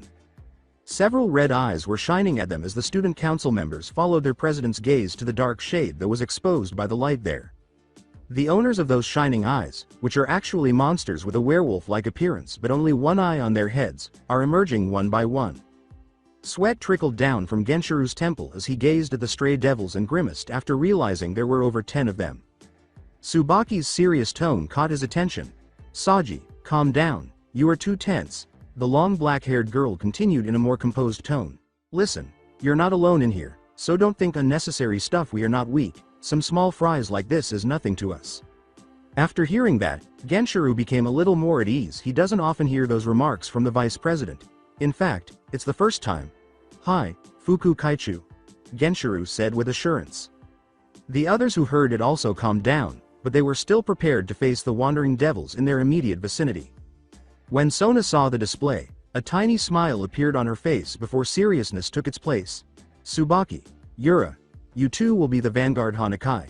Kusaka, support them with magic." After giving it a nod, Tsubaki called forth her naginata and swung it hard. "Hi, Kaichu." While Momo and Rhea were getting ready for their magic, Tsubasa quickly limbered up before assuming her battle stance while Momo and Rhea simply nodded. Tsubasa resolutely said, "I understand, Kaichu. Nomura, you're going to protect Hanakai and Kusaka. As for you, Saji, use your sacred gear to support them from surprise attack." "Leave it to me, Kaichu come, line," exclaimed Genshiro, summoning his sacred equipment in the shape of a black chameleon with distorted features and violet eyes. After their king yelled, "Good, then now go," the student council member obeyed their command. After observing Sona's assessment of the situation, Naruto laughed before becoming perplexed when he sensed that someone was missing from the group. Naruto scowled as he looked around for the reddish brown-haired girls, asking, "Where's Tomo CCHI? In hospital, got stabbed by a sword this morning." After hearing that, Naruto fell silent. The only thing she said before clapping his hands twice and praying for her recovery was, "Ah, okay," Naruto jokingly said, "So anything for me, princess?" Sona shows Naruto her deadpan face focusing on the battle in front of her. Sona said indifferently, "Go eat ramen or something, and inform me when that SS class rank decided to show himself." Naruto gave the C-tree heiress a mocking salute after blinking twice and shrugging before sitting on the ground. Naruto said, Aye, ma'am." He then called forth a thermos and a cup of instant ramen, prepared the necessary ingredients to cook the ramen, and then consumed it. He watched the battle with mild interest while consuming the instant ramen with an audible slurp and disregarding a number of stray animals that were motionless in the darkness, observing him. He witnessed Tsubaki's deft use of her naginata, which she used to effortlessly slit some stray enemies with a graceful move. She ducked one blow and then parried another from her side before bending her body into a horizontal arc swing to cut the unfortunate foes. The vice president was the target of a surprise attack from behind, but Tsubasa stopped it by pushing the werewolf-like aside when the stray attempted to speak. Naruto paused his meal to laugh, but was cut off when the blue-haired girl gave him a vicious knee to the head. The blonde-haired janitor turned to face the two members of the team who were using magic as well as the person wearing sacred gear based on dragons. He continues to ignore the growing number of stray devils behind him. It's unclear if they are too foolish or are awaiting orders to attack him and Sona. When Naruto noticed that Rhea, Momo, and Genshiro were acting as the playmaker, he raised his eyebrows in admiration. The white-haired girl and the brunette with the blue headband are either burning or paralyzing the enemy, or they are using earth spikes and multiple wind blades to kill the unfocused strays. He tilted his head, though, perplexed as to why they weren't employing water-based magic, then shrugged his shoulder and turned his attention to Genshiro. Naruto sensed the efforts made by Genshiro. The pawn with the sacred gear inside his body was fervently attacking or defending the enemy. He bound a number of stray devils who attempted to attack the other student council members and attacked the one that approached the magic users. At the final one, Naruto turned his head and couldn't help but perspire after witnessing Ruruko's battle. The twin-tailed girl with brown hair has a rather well-known, distinct fighting style. She barely avoids the oncoming attack with her reflexes before countering or engaging another adversary and retaliating. He was somewhat reminded of the Jackie Chan fights in those films when Ruruko grabbed anything to divert the enemy's attention before attacking them, such as a broken chair, a plastic bottle, or even her own shoes. Naruto recoiled when he saw Ruruko kick one of the stray devil's balls, saying, "I can't tell if she is a genius or plainly scared." However, from her surprised expression, when Naruto saw the unfortunate ones writhing in the ground with foam coming out of their mouths before being scattered in green lights, he deadpanned and said, "Damn, that must be hurt. Okay, make a mental note to watch out for that girl." One of the stray devils twitched its eyebrows in rage when the cup struck its head after Naruto drank the soup until the instant ramen was empty and tossed it to the back. The stray devil had had enough of waiting and took a step forward before stopping when it sensed the owner of the hazel eyes, who was observing from somewhere else, leaking a warning to kill. "It's a clear order, await the granting of permission." Naruto, who sensed it, simply yawned, but he remained ready in case the person in hiding chose to strike. He glanced back at the student council members before getting up when he realized the altercation was almost over. Naruto threw a glass bottle containing what appeared to be water to Sona and said, "Well, I think it's the time for the rest of them to move now." Sona nods curtly to the blonde and picks up the bottle. Sona brought the bottle to her face and looked at it, saying, "I see, looks like the one that hiding is really just want to measure us." Naruto scowled as he noticed that the final stray that had attacked Tsubaki and the others had died and disappeared into green lights. Naruto turned around and grinned as he felt the stray devil stiffen. "Whatever, let's finish this quickly." "Wait," halted the short black-haired woman. "I'll do it by myself," continued Sona as her body emitting blue lights for a second. Seeing the blonde has a question in his face, Sona explained her reason. Lately, I'm very busy so didn't have time to train, and I guess this could vent my stress a little. Turning back, she looking at where the tentacle devils before. Besides, I'm still angered because of what happened before. Flat-eyed, Naruto thought, I'm sure your main reason is the later one, with a few black pills in his left hand and a three-pronged kunai in his right, Naruto said. Well, it's fine I guess. By the way, need this? Only for sweat dropped when the girl ignoring him as dark aura out from her body her. Payback, muttered Sona as her body is trembling, a shade covering half of her face with eyes that become unfocused. That's right. No one allowed seeing me like that except Naruto-kun. No, it's unforgivable, for them to see me like that I can't forgive them. While still deadpanned at the girl, Naruto thought, this is bad, her yandere switch was triggered. He then stepped back when Sona's face broke into a gleeful smile. Ah, that's right, why don't I just erase their memory before kill them? And to make sure it works I'll use the brick instead, UFUFUFU. Scary, Naruto gives Sona a dry stare. This girl, her personality is really nasty when like this. Thought Naruto before sighed loudly. He then bobbed Sona's head and said, okay, stop right there. Sona let out a charming yelp. She strokes her head before turning to Naruto and crying. Sona whimpered like a child. Ooh, why did you do that? Before blinking and cocking her head in perplexity. Huh? What happened? Naruto maintained the expressionless gaze for a few moments. You lost your focus for a moment. Once more, Sona blinked twice. The C3 heiress shook her head and said, lost my focus. How? Whatever, there's something more important right now? You were amazing, you know, in a way. Sona's cheek turned red. Really? The girl asked, a little taken aback by the unexpected praise. That's not a compliment. Sona turned quickly and furiously in another direction. HHMPH. She has a cute pout on her face. By the way, Genshiro gasped. Ha ha ha. Before collapsing to the floor, Genshiro took a breath and said, is that all, Fuku Kaichu? Ruruko, Momo, Rhea, and Tsubasa were no better than him. Additionally, they're worn out, panting, and perspiring a lot, which reveals their underwear due to how wet their clothing is. Tsubaki is the one who doesn't appear to be as worn out. The slightly perspiring vice president is still standing and surveying her surroundings. She inhaled deeply and exhaled, then relaxed when she realized no one was around. Tsubaki sat on the ground, facing Naruto and Sona, and said, yes, it appears that we've finished our portion for the time being. Let's relax while watching those two. After asking, huh? What do you mean, Fuku Kaichu? Rhea followed Tsubaki's gaze.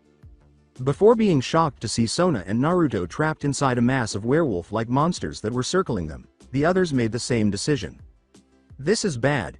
Genshiro got up from the ground and prepared to assist his king, but Tsubaki's hand in front of him stopped him. What are you doing, Fuku Kaichu? Sona Kaichu is in. Tsubaki firmly said, stop it, Saji. You all too, the vice president added, turning to face the other student council members. There's something I want you all to see. Genshiro, Momo, Rhea, and Ruruko exchange puzzled glances as they try to figure out what their vice president is really trying to say. Tsubaki put down her hand and went on. I know some of you must have thinking that Sona Kaichu is weak, because it's always us who confronted the stray devils in this town while she only gives the order from the school. Genshiro and the other people who genuinely thought what the vice president said were averting their eyes a little because Tsubaki was right on the money. Tsubaki concluded, staring at her, king, and the blonde mystery, from among us, only Meguri and I had seen how Kaichu fight. That's why I want you all to see this, because your king is far from the word, weak. The other members of the student council became intrigued and, one by one, sat down properly on the ground before deciding to follow the woman's instructions. They noticed Sona standing in front of Naruto, her face composed as she faced the monsters, more like bored as the blur that circles them picks up speed and stays that way for a few seconds. Their perception of their weak king then underwent a significant change after Sona threw something resembling a glass bottle upward. Before chains, the C3 heiress stomped the ground and made a loud noise that reverberated throughout the area. All of those monsters were bound together by numerous water-based chains that appeared out of nowhere. Nobody made a sound because they were either too shocked or had nothing to say. Clang. They are drawn to the source when they hear something break. For a few seconds, a glob of water hovered just above Sona, scattered like tiny bullets passing through those werewolf-like creatures. There are a lot of sizzling noises, then the monsters that later changed into green lights encircle the student president and display a scene straight out of a fantasy film. Genshiro blurted out, "Wow, what the?" as he was astounded by Sona's effortless victory over those rogue devils. The stomping part was just for distraction. Kaichu created water around her by using magic, then manipulate its form to become chains to bind the enemies. After that, she eliminated them by shooting holy water that compressed to small bullets quickly, accurately, and deadly, Tsubaki said with a grin of approval. Don't be mistaken, what you saw before was just a small part of what she can do, and with this, I hope you all would stop playing and be serious on this devil business. The queen continued as she got up from the ground and began to approach her king. No time and movement wasted, that's how she fights. Nobody spoke because they were too preoccupied to consider what the vice student president of Kuo Academy had to say. With a tone of shame, Genshiro remarked, "We really underestimated Kaichu, aren't we?" The other person feels the same way. They either lower their gaze or look somewhere else. Unable to tolerate the atmosphere, Ruruko abruptly stood up, ignoring the looks of everyone around her. The brunette stepped forward and tied her hair in twin ponytails. She took a few more steps before turning around and grinning broadly. "Let's go, Dark King," and proceed to Sona's location. The others get up one by one and follow their junior with a determined expression. Perhaps no, the game is over. After using her magic to destroy those little fries, Sona let out a sigh, and no, that sigh wasn't one of exhaustion. Rather, it had a faint undertone of haughtiness, similar to when you kill a tiny insect. She gazed at the green lights that resembled fireflies on a summer night, the transformation of those monsters. How was that? Sona turned around and faced the blonde, leaning slightly to the front and placing her hands on the back. She has a tiny smile on her face as the lights around her accentuate her natural beauty. The response is silence. Naruto simply stares at the young woman in front of him without saying anything. Her eyes, which sparkle with confidence, her smile, which shows a hint of pride in her abilities, and the way the lights surround her body make her appearance so lovely right now. He finds it so lovely. A word of "pretty" was already about to escape his open mouth, only to pause when a memory of a woman he had previously married came to mind.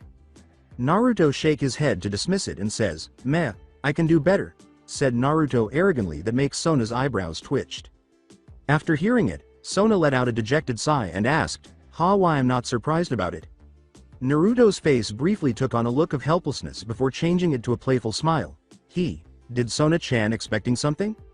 The reaction he got is Sona averting her eyes with small blush on her face. "HMPH, not really," muttered the Sea-Tree heiress. "Ho Yash, I understand here. Your reward," said Naruto as he patting Sona's head, which makes the blush on her face increased. Wah. "Oh, you're turning red, that's cute of you, Sona." See you. As Sona attempted to speak, the heat on her face increased and a humorous cloud of smoke emerged from her head before decided to stop it and obediently took her reward. The background around them is shifting, as though they are in a scene from an anime of the shoujo genre. A charming ambiance, sparkling lights with a bubble effect, and a gentle piano tune that surrounds the two. I'm not sure where it comes from. Romantic. This is what high school girls would say if they witnessed a shy girl smile when the man she likes patted her head. However, because the author chooses to ruin the scene by having Naruto say, Megain-ko, what are you doing in there? Wah? Bam. As soon as Sona heard what Naruto had to say, she spun around and gave him a sharp jab in the face. Naruto was flung to a different location in slow-motion land, twirling in the air before colliding with a wall. It bounced a few times. Naruto's body twitched several times, and he muttered in agony, "Why?" When the short black-haired girl turned around, her face went pale as her vice president gave her a thumbs up and pushed her glistening eyeglasses. "That was nice one, Kaichu." The patting part. Unrecognizable words came out of Sona's mouth as a huge blush appeared on her face like an explosion.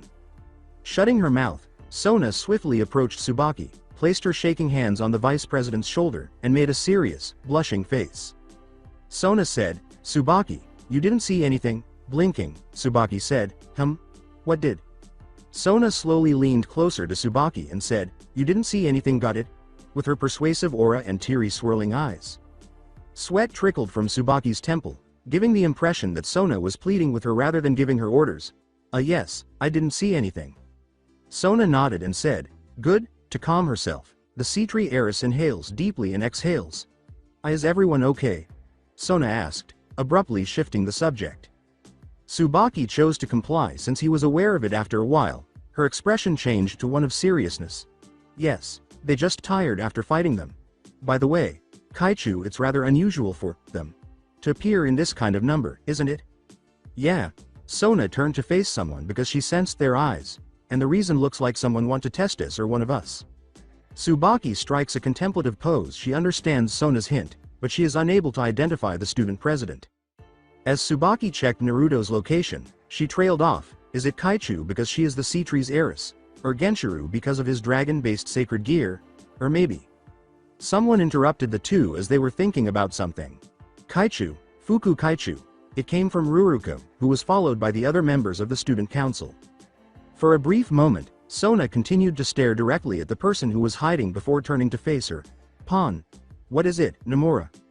Ruruko exclaimed, waving her fists up and down with excitement. I just want to say thanks for the hard work. That was great, Kaichu. You finished them just with 2 moves, it's so cool. When Sona saw the childlike aspect of her pawn, a tiny smile appeared on her face. She looks at the others after saying, thank you. Is everyone okay? With a step forward, Genshiru declares, nothing to worry about, Kaichu, everyone is fine. Sona said, I see, and then let out another sigh. I hate to say this, but keep your guard up. Eh? Sona recognizes their bewilderment and turns to face the boss, who is still concealed in the shadows. We're not done. Sona said that, and then there was a strange feminine sound in the area. Looks like it's time to make my appearance, NYA. Genshiru turns to face the voice's origin before experiencing pain in his left hand, which is where his sacred gear is located. He observed a figure with a commanding aura emerge gradually from the darkness, amused hazel eyes with pupils that glowed like cats, and audible footsteps that added to the atmosphere of tension. He is undoubtedly aware of the enemy's strength this time. The figure was slowly revealed by the lights there, a young lady wearing a black kimono tied with a yellow obi. In addition, she has a rather healthy body, 2 black tails that sway left and right, and long black hair with a pair of black cat ears on top.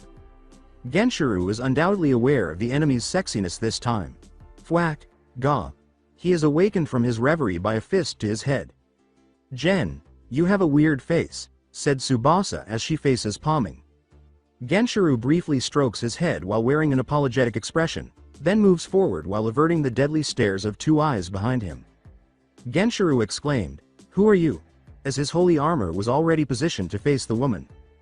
Before they were ready to face another stray demon, the others shook their head at the pawn's attempt to ignore Ruruko and Momo's lifeless fish-like eyes. With an enigmatic smile, the young woman said, Fufufu, don't be so stiff, NYA. Besides, it takes more than that toy to attack me, NYA. Sona chose to make a guess after noticing something familiar about the figure: hazel eyes, black cat ears and 2 tails. Is it possible that your name is Kuroka? Era? It seems the sea tree heiress know of me, NYA. Of course, Sona replied while adjusting her spectacles. You're quite famous after all. A Nekosho who killed her master because drunk of her own powers. A stray devil who could use senjutsu and yujutsu. Also one of the SS class most wanted criminal in Underworld. Genshiru and the other grimaced at the mere mention of the potential enemy's rank. Nyahahaha. That's right, NYA, exclaimed the recently renamed Kuroka after chuckling. Sona asked, what do you want? While she was getting her magic ready. Easy there, I'm here, just want to deliver a message, NYA, Kuroka says, simply waving it off. Curious, but not letting her guard down, Sona asked, a message? With a sly smile, the woman paused and said, that's right, NYA, but not only that. The girl continued to smile as she said, I also want to meet the one that she called Slinking Cat, and her dear Oni, directly. There was a long pause before Sona's face palming as her magic circle disappeared, and she said, that person, how you hear that, Naruto? The blonde-haired janitor, who was still lying on the ground and staring stoically at the ceiling, said, yeah, I heard it clearly. Then he raises his body and sighs while closing his eyes and scratching the back of his head. Naruto said gravely, ha, so, what does Office want now? The others who sensed the change in the atmosphere made a mental note to inquire later about the identity of this Office. Kuroka, the woman, began to approach Naruto slowly while grinning sensuously. Please pardon me for not meeting you in person, dear Oni, she said. I would really like to meet you, but I am unable to do so due to a medical condition. It was really a... Naruto stopped rubbing his forehead and said, okay, stop. The blonde janitor with the troubled appearance pleaded, please, can you get to the point already? Kuroka gave a shoulder shrug. Well, that's okay too. The point is, she wants you to join our organization, NYA. For the first time, Naruto heard that shape-shifter form an organization, so he raised one eyebrow.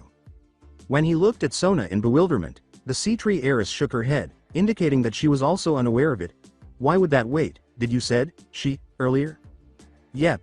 Naruto's brows moved. Are you sure this she that you're talking about is not a creepy old man with creepy smile and surrounded by creepy aura? Oh, Ophis said she already learning her fault and she knows that you will prefer her current form than the last one. Naruto lets out a sigh of relief. Naruto muttered, thank goodness now that abomination won't be appear again. He felt as though a heavy burden had been lifted from his body. However, he became nauseated when a memory of himself and his friends being pursued by an elderly man in a bikini flashed through his mind. The blonde took a few deep breaths, let them out, and then turned back to Kuroka, determined not to lose himself in his trauma. Okay, why would she create this organization thingy in the first place anyway? Kuroka ignored his brief incident and continued to smile while turning to face Sona and responding. Well, she told me to not tell the reason if the slinking cat is with you. Sona's eyebrows twitched. Now Sona forced a smile and asked, and is there a reason why would that stupid snake not want me to hear it? Kuroka cheerfully said, I don't know NYA, which only made Sona more agitated. With her back to Naruto, the catgirl asks, so, how is it? Want to join? After closing his eyes, Naruto considers the offer, knowing full well that he would eventually learn the reason from his ex-partner while traveling the worlds. He didn't inquire further. Oh, by the way, neither he nor anything else is hers. Now, based on his experiences and a few things after viewing a number of action anime, additionally, when reading weekly manga Shonen Jumps, if a group of people with superpowers, superweapons, or super thingamajigs come together to form a team, organization, or something that forces them to cooperate, they usually have a corny objective like 1. To dominate the world. This is what typical villains, liars, irritable people, or simply bored people would do. Usually, a number of people who consider themselves heroes will defeat them. 2. For world peace. Heroes, those with a strong sense of justice, and those who are simply nice or bored would all do this. People who no longer need them will typically break them up or disband them, such as, well, regular folks. 3. To defend a person or oppose an organization. A simple, overused explanation. Naruto considers the advantages and disadvantages. First, dominance of the world. Turned down, he could have anything he desires if the world took over. However, what he desires only one. And he has already assured that Sona alone will provide it. Additionally, if the world truly took over, he would eventually face a number of challenges, including managing territory, rebellion, and other difficult issues. Second, global peace? Absolutely not. He believes that he must save people, in the name of justice, and free. Something must be wrong with Ophis's mind if that shape-shifter is anything, he would act in that way. And as for number 3, Naruto muttered, rather loudly. At this point, everyone is interested in the blonde's choice except for Sona, that is the sea tree heiress, who has lived with him since childhood, is well aware of the blonde's potential reactions. Genshiro and the others grow closer as the murmur gets louder. When the tension reaches its highest point, Naruto opens his eyes abruptly and displays a determined expression. Okay, hear my answer, and what he said next is. Nod don't want it to troublesome. Everyone was given a face-planting cue, with the exception of Sona, who grinned triumphantly, pleased that her guess for his response was accurate. Genshiro, who recovered first, yelled, don't make a serious face if you will reject it in the end, but Naruto dismissed it with a wave. Kuroka, who recovered as well, smiled troubledly. The cat-eared girl trailed off, maybe if I told you that our organization's name is Chaos Brigade. What? That I will think it over. Sorry, cat girl. I don't know that name and don't want to know about it now. Go tell Ophis that I said no because she already knows why. Therefore, that is it, you can go now, Naruto said. Giving Kuroka a shooing motion, Naruto made a mental note to look up anything related to that name later. Well, this is troubling. NYA, what? To be honest, I'm wondering why she wants you to come along. When I asked her, she replied, if you want to know, find it by yourself, NYA. Was Naruto's response, showing no interest in that tale. Kuroka paused as she abruptly materialized in front of Naruto, saying, and so, with a seductive smile, the woman concluded, I want to know it. While the other student council members tensed at the abrupt movement, Sona stood impassively. However, their perspiration stopped when they saw Naruto's expressionless face caressing the catgirl's breast. Wah! Naruto remarked, not bad, before vanishing while Kuroka attempted to strike him, her cheek flushed. Bunyu, nya. When Naruto reappeared behind Kuroka, he said, this one is firm, and began to grope her ass. Then, as the woman attempted to knee him, he vanished once more. Bunyu, hey, is it D-Cup? He then began to caress her breasts once more. Anya! Kuroka yelled, I'm furious now. What? Sure, she is playful, sure she enjoys teasing people, but she is not a slut. Moreover, she still's a woman, and like every normal woman, no one liked when someone that she just met groped her breast. Bunyu, or her ass, Guryu, muttered the girl with red face before she starts to attack Naruto fiercely, only to be dodged by him. Uyoyoyo. The majority of student council members were shocked to see the SS class rank criminal being molested by their school's janitor. Thought it's frustrated them, most of the females. They can't be helped impressed at how he dodging those fast punch and kicks.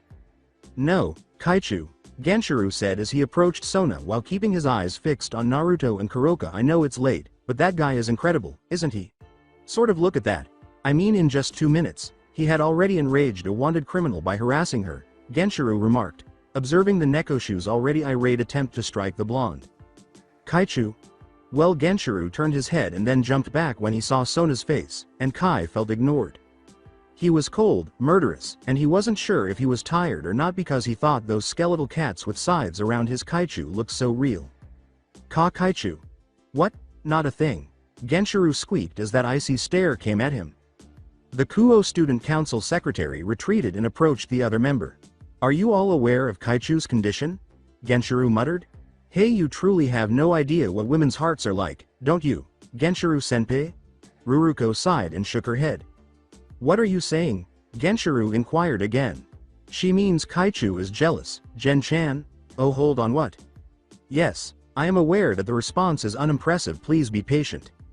Hey hee. Kuroka backed away from the blonde molester a few paces, wheezing and flushed, possibly from exhaustion or arousal. What's wrong, hee? You know that Oji-san is still capable of playing. With a face resembling a perverted business old man from a nightclub, Naruto made a groping motion with his hands. Kuroka grimaced, not because she was staring at the face of the blonde molester in front of her, but rather because she, a Nekosho, a species of Yukai with excellent reflexes and heightened senses, couldn't even land a single blow on him. The most annoying thing was that he continued to harass her while avoiding all of her blows. The man snapped his fingers when she attempted to use a poisonous mist, and then the mist was sucked by something. Every time he touched, groped her attempt to use senjutsu was cancelled. How in the world did he do that?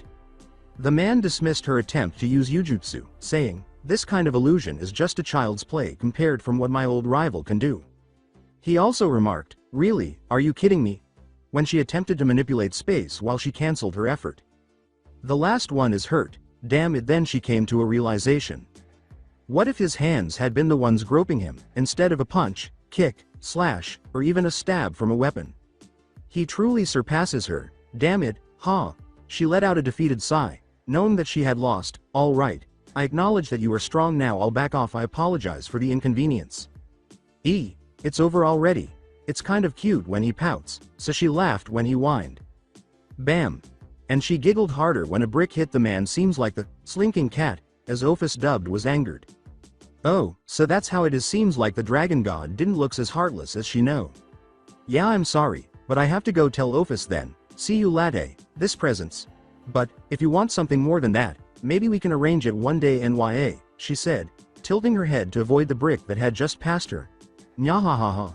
She had already prepared to go from there using her magic. Crash. Kuroka was interrupted by a sound coming from above them, and then the source of the noise descended with a loud thud directly beside the catgirl. After witnessing what truly fell, Naruto and a few student council members muttered, Yua, out of sympathy and disgust. Someone with brown hair, wearing black pants and ragged red armor, with a piece of paper on his head and his face kissing the ground. However, that isn't the reason they are looking at him with disgust and sympathy. The rod that protruded from his butt, was it? By Baku? Kuroka yelled at the recently christened Baku. Crash. Along with the sound of something breaking, there is also the sound of another body falling beside Baku.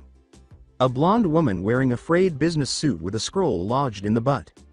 Once more, the body is viewed with disgust and sympathy by Naruto and the others. Arthur? It appears that the two are her friends, Kuroka yelled once more. As she read the paper, the woman with cat ears trailed off. This, I see, so they also failed. Already behind the woman, Naruto grabbed the papers and read them out loud. Tell this would-be Monkey King to stop stalking me or I'll put something bigger than a rod to his ass, Naruto. Additionally, the business needs your sign to expand. A number of new idols have joined, so be sure to check them out. From the 4th PS. Say hello to Sona CCHI. That clarifies why he has a rod on his ass. Before reading the other paper, Naruto said, he angered the wrong person after all, referring to the man with brown hair. Tell the man I sent, Naruto-san, it was a good fight. Oh, and open the scroll with the holy sword from the 8th. PS. The person who inserted the scroll into his butt was number 9. PPS. Let Sona Oju know I said hello. Well? A sword of God? Before pulling the scroll and unsealing its contents, Naruto muttered to himself, there's no way he would touch something that's already plunged into someone's ass with bare hand. Na yada.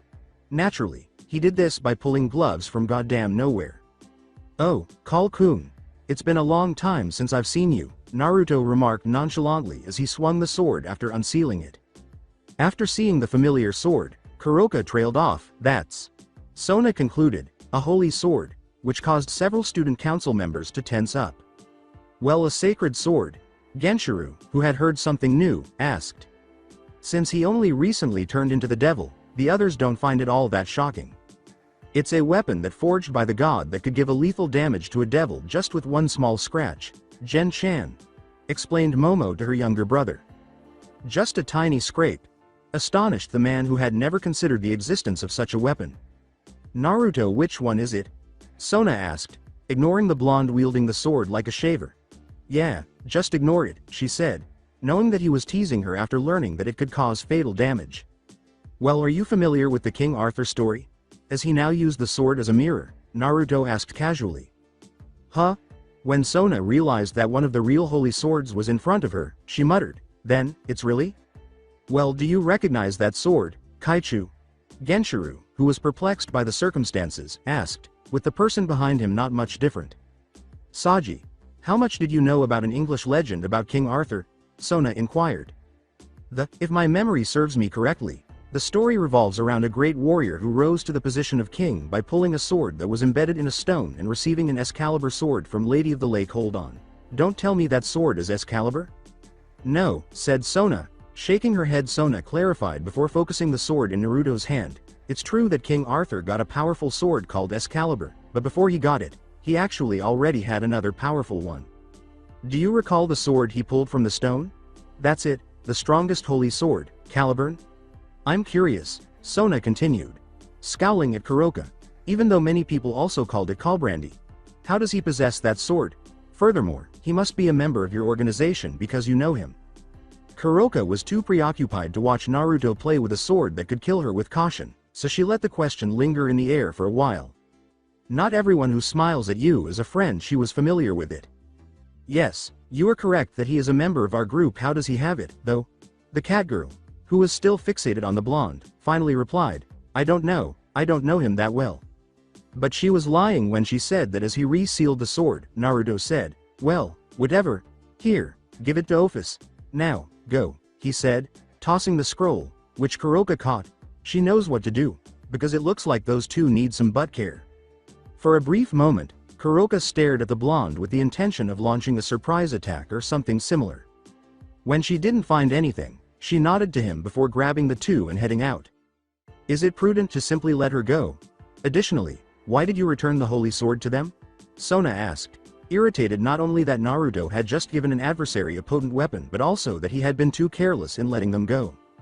Who knows when they might decide to return and cause trouble. All right, first, do you think they will simply slip past our radar? No, I am aware that you don't. You're just too anxious, Sona, Naruto remarked as he left, and second, the person with higher specs will prevail in a sword fight, whether they are brandishing a holy sword or a stick. Before she and the other began to leave that location as well, Sona rolled her eyes at those irrelevant, corny lines. Naruto. The violet-eyed girl called out to the blonde who was a little distance away. What? The blonde asked without looking back. Don't assume you can get away so easily. The town still needs your patrol. When he yelled that she had ruined his amazing moment, the janitor's face planted after hearing the forgotten request caused her and a few others nearby to either laugh or giggle. Ha! Our blonde protagonist was currently making his way to his cherished cabin while wearing a sour expression after patrolling the town. I'm exhausted. Not really. And just want to take a bath. It's not fair. After saving them from those tentacles, why does he still have to patrol the town by himself?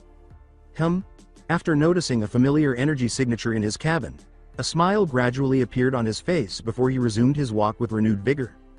He was so excited to find out what kind of catastrophe had befallen that fallen angel. Ultimately, he was informed that one of the clones he sent was actually another glitch. You know, like the previous warehouse explosion incident. That makes him feel ill now, but there is one thing he wants to know: why the previous cat was in his room, or rather, his cabin. Well, let's find out by open this door and meet the girl behind it. Welcome back, Oni-chan, greeted the familiar fallen angel, who has very sweet smile to him with sparkling effect around her that makes the younger blonde look like an angel, even though she is a fallen one. Mid-chan, shouted Naruto as he glomped the fallen angel. You're back. That means you've finished observing them. How is it? Questioned Naruto, who started rubbing his cheek to her. Hi. That was easy, Oni-chan, said Middle, who still has that sweet smile. Oh, that's good. Now for celebrate your success, Oni-chan will cook something special for you. Naruto released his hug and walked to the kitchen. Really? Why? Shouted Middle in glee before following him. By the way, Oni-chan. It is possible that you know something about unusual clothes. A rather familiar perverted giggles when I took a bath, and several bears that suddenly appeared on the days I observed the Gremory girl, finished the fallen one, who still smiling. Naruto turned back and facing at the blonde girl with best poker face. Yes, I mean no. Bastard. In a split of second, the angelic face was broken, as light pink spears already formed in Middle's hand before she quickly thrust it to Naruto. When he saw it in slow motion, the blonde devil grabbed the spears that were only an inch from striking his temple. Forgetting it was light-based spear, Naruto yelled, hot, and began to do something useless, like blowing the spear tip with his mouth. Middle pushed her spears as hard as she could, saying, Die you. Holding the pain in his hands, Naruto said, wait, calm down, Mid-chan. Calm down? You told me to calm down after I hold those 10 torturing days? Those 10 fucking torturing days? Well, sorry. The answer is just the spears that became an inch closer. With a shadow over her face, Middle muttered, You know, wore that clothes, I can stand it being peeped, I also can stand it. A good job. Actually, Naruto doesn't care about that at all. There isn't time to worry about such a stupid thing because his hands are burning right now. Middle went on, the problem was those bears. I thought it was a normal animal at first, before lifting her head and revealing her frantic tears to Naruto. But it's actually several people who wear a bear costume. Do you know how frightened I was when chased by those pedo bears? The light spear become larger, which makes Naruto look at it in terror. What? The spear. The spear? Somehow, my wings can't fold out, my spears were dodged, all of them. Do you know how scared shitless I was when running from those creatures? Said the fallen angel before she also terrified while remembering something, those glowing eyes, those pants, and those mouth, that chanting word. Loli. Over and over, Yua. Yua. Naruto also shrieked as he saw the spears become closer and closer. I understands, I'm sorry, I was the one at fault, so please put the spears away. The girl continued to push her spears while sobbing uncontrollably. Wah, she exclaimed. Naruto is forgetting that he can use something nearby to take his place at that moment. When someone tries to stab them in the head with a sharp object, people often do that. They're busy trying to figure out how to remove the fucking things from their vision. The author, who is in a similar situation, provided the source. It's only a toy knife, though even so, it's frightening. In any case, that's how the two blondes stay, one who wants to remove the damn light spear from his vision, and another who wants to stab the cause of her misfortune. Didn't realize the uninvited visitor on their left was observing them. What are you two doing, NYA? The two blondes snapped their heads in response to the question, which also caused the light spears to disappear. Much to Naruto's relief, they discovered that Kuroka was still wearing her black kimono with the yellow obi around her waist. Middle, who was already standing in her own battle stance, exclaimed, Who? Before being shocked when Naruto glomped the woman. Yua! Exclaimed Naruto, resting his head on the woman's chest and feeling its soft flesh start crying like a child and say, I was so scared, so scared. Nyahahaha. There, Kuroka said, joining in on his antics while patting the older blonde. When Middle realized the woman was most likely a friend of Naruto's, he became a little more at ease. Even though she was at ease, she maintained her guard because, in the end, her secret had been revealed according to her knowledge. fallen angels are disliked by both angels and devils. Even so, it irritates me to watch Naruto pretend to cry while wearing a joyful expression. A little while later, so, who is she? Middle inquired. Coughing twice, Naruto said, "Oh, let me introduce you," and waved his hand at the young lady. He turned to face the catgirl and said, "Middle, this is Kuroka, a cat, and Kuroka, this is Middle, a bird."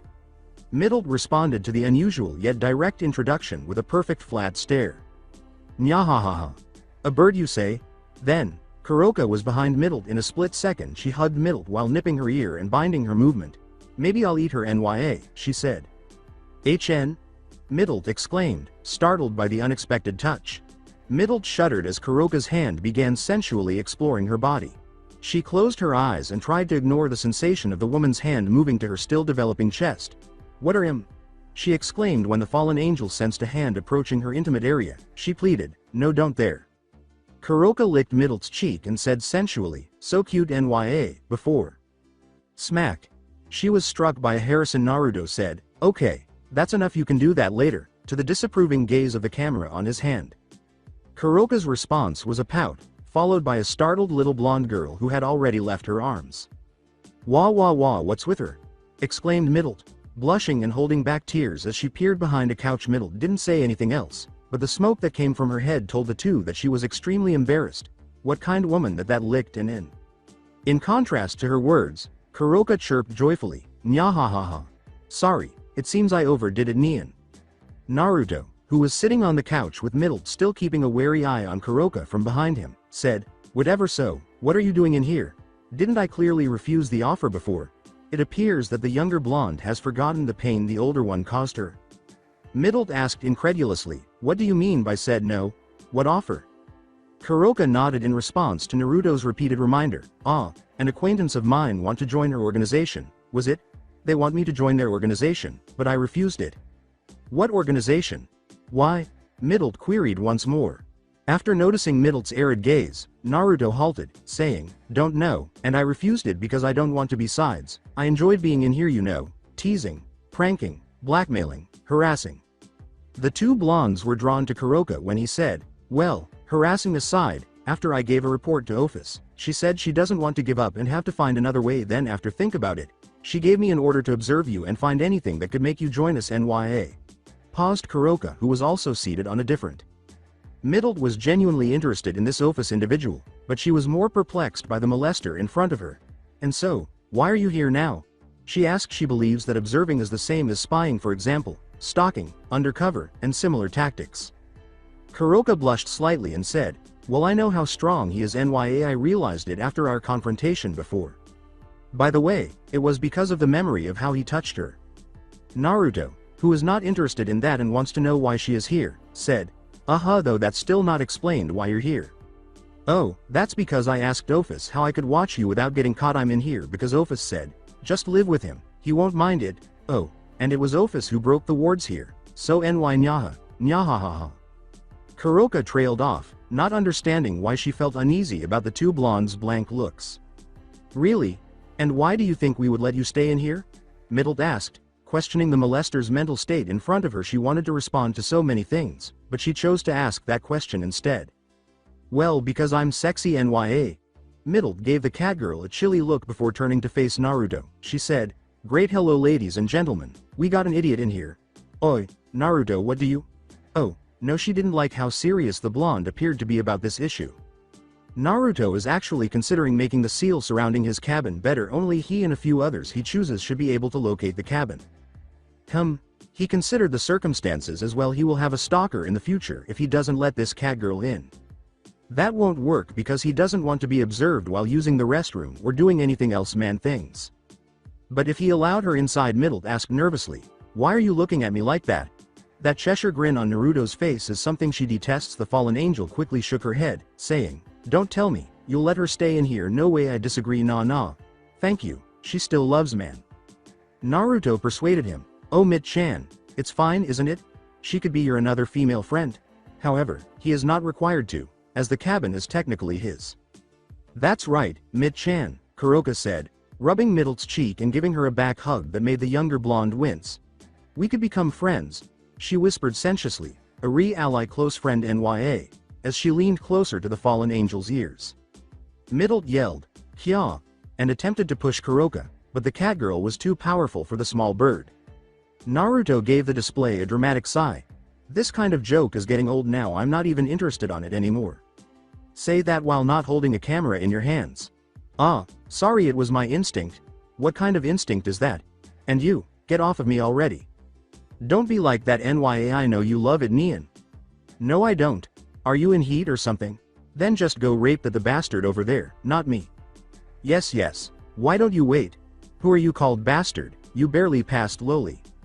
Actually, she is right NYA, Kuroka remarked as she let go of Middle, who was already in the room's corner and yelling, "Thank you my lord even though you already dead," before turning to face Naruto and licking her lips sensually after saying, "Now why don't this Oni-san teach you the wonder of A, B, C?" She began to approach him on all fours like a cat.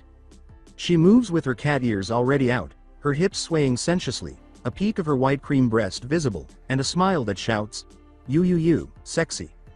Sorry, I'm not interested in reverse rape play right now, and let me remind you that I am the cook in this house, so if you don't stop, be ready to eat cup ramen or canned sardines for the rest of your days when live in here, Naruto says, holding his desire, as well as Naruto Jr., while making his best poker face at the Neko show. I don't am. Naruto gave him a stern look and said, you also have to sleep on the floor and do your own laundry. When Kuroka heard it, she stopped and then disappeared from view. Kya. Ignoring Middle's scream, Naruto began to make dinner in the kitchen. Whoa, that was really close. What? He is not a womanizer, he is a woman lover. Mind you, there is a difference between them. Middle whimpered sweetly, ooh, as the woman who continued to embrace her grew increasingly irate. Naruto said nonchalantly, just accept it already, Mid-chan. It's like the cat eats the canary, though the definition of eat this time is different, aside from the two women. Shut up you baka. Naruto, you are the one who not you. Middle whimpered once more, her face flushed with shame, recalling an earlier R18 rated incident. I know you love it, Neon. No I don't, you horny cat. NYA, Mid-chan becomes soon. Now, Naruto, Middle, and Kuroka are entering Kuo Academia. More precisely, they are walking down the hall to the student council location where they will witness Rias and the other person engage in a raiding game with the Phoenix guy.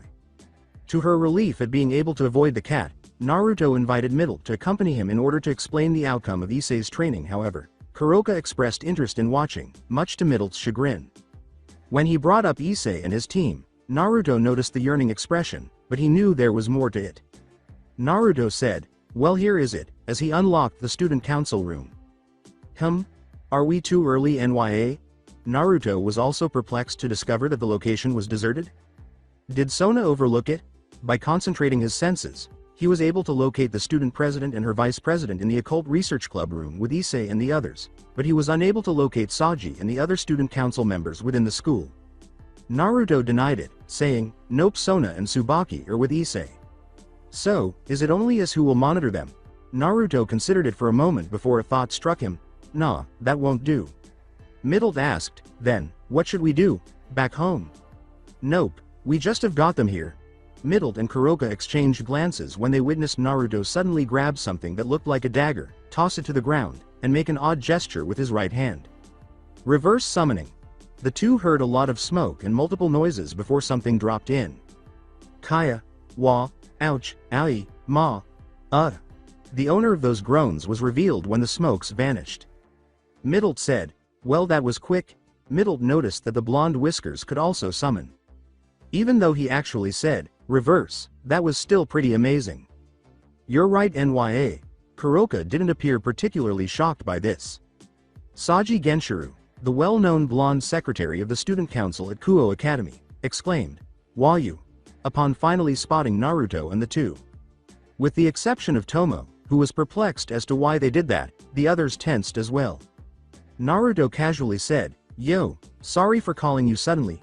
Even so, his perspiration stopped when he noticed they were wearing their own pajamas. Namikaze, what is the meaning of this? Why is that woman in there? And Nanami-san? Saji exclaimed. Feeling both shocked and perplexed at the same time, his confusion increased when he noticed a familiar student inside. Well, I suppose a bit of explanation is in order.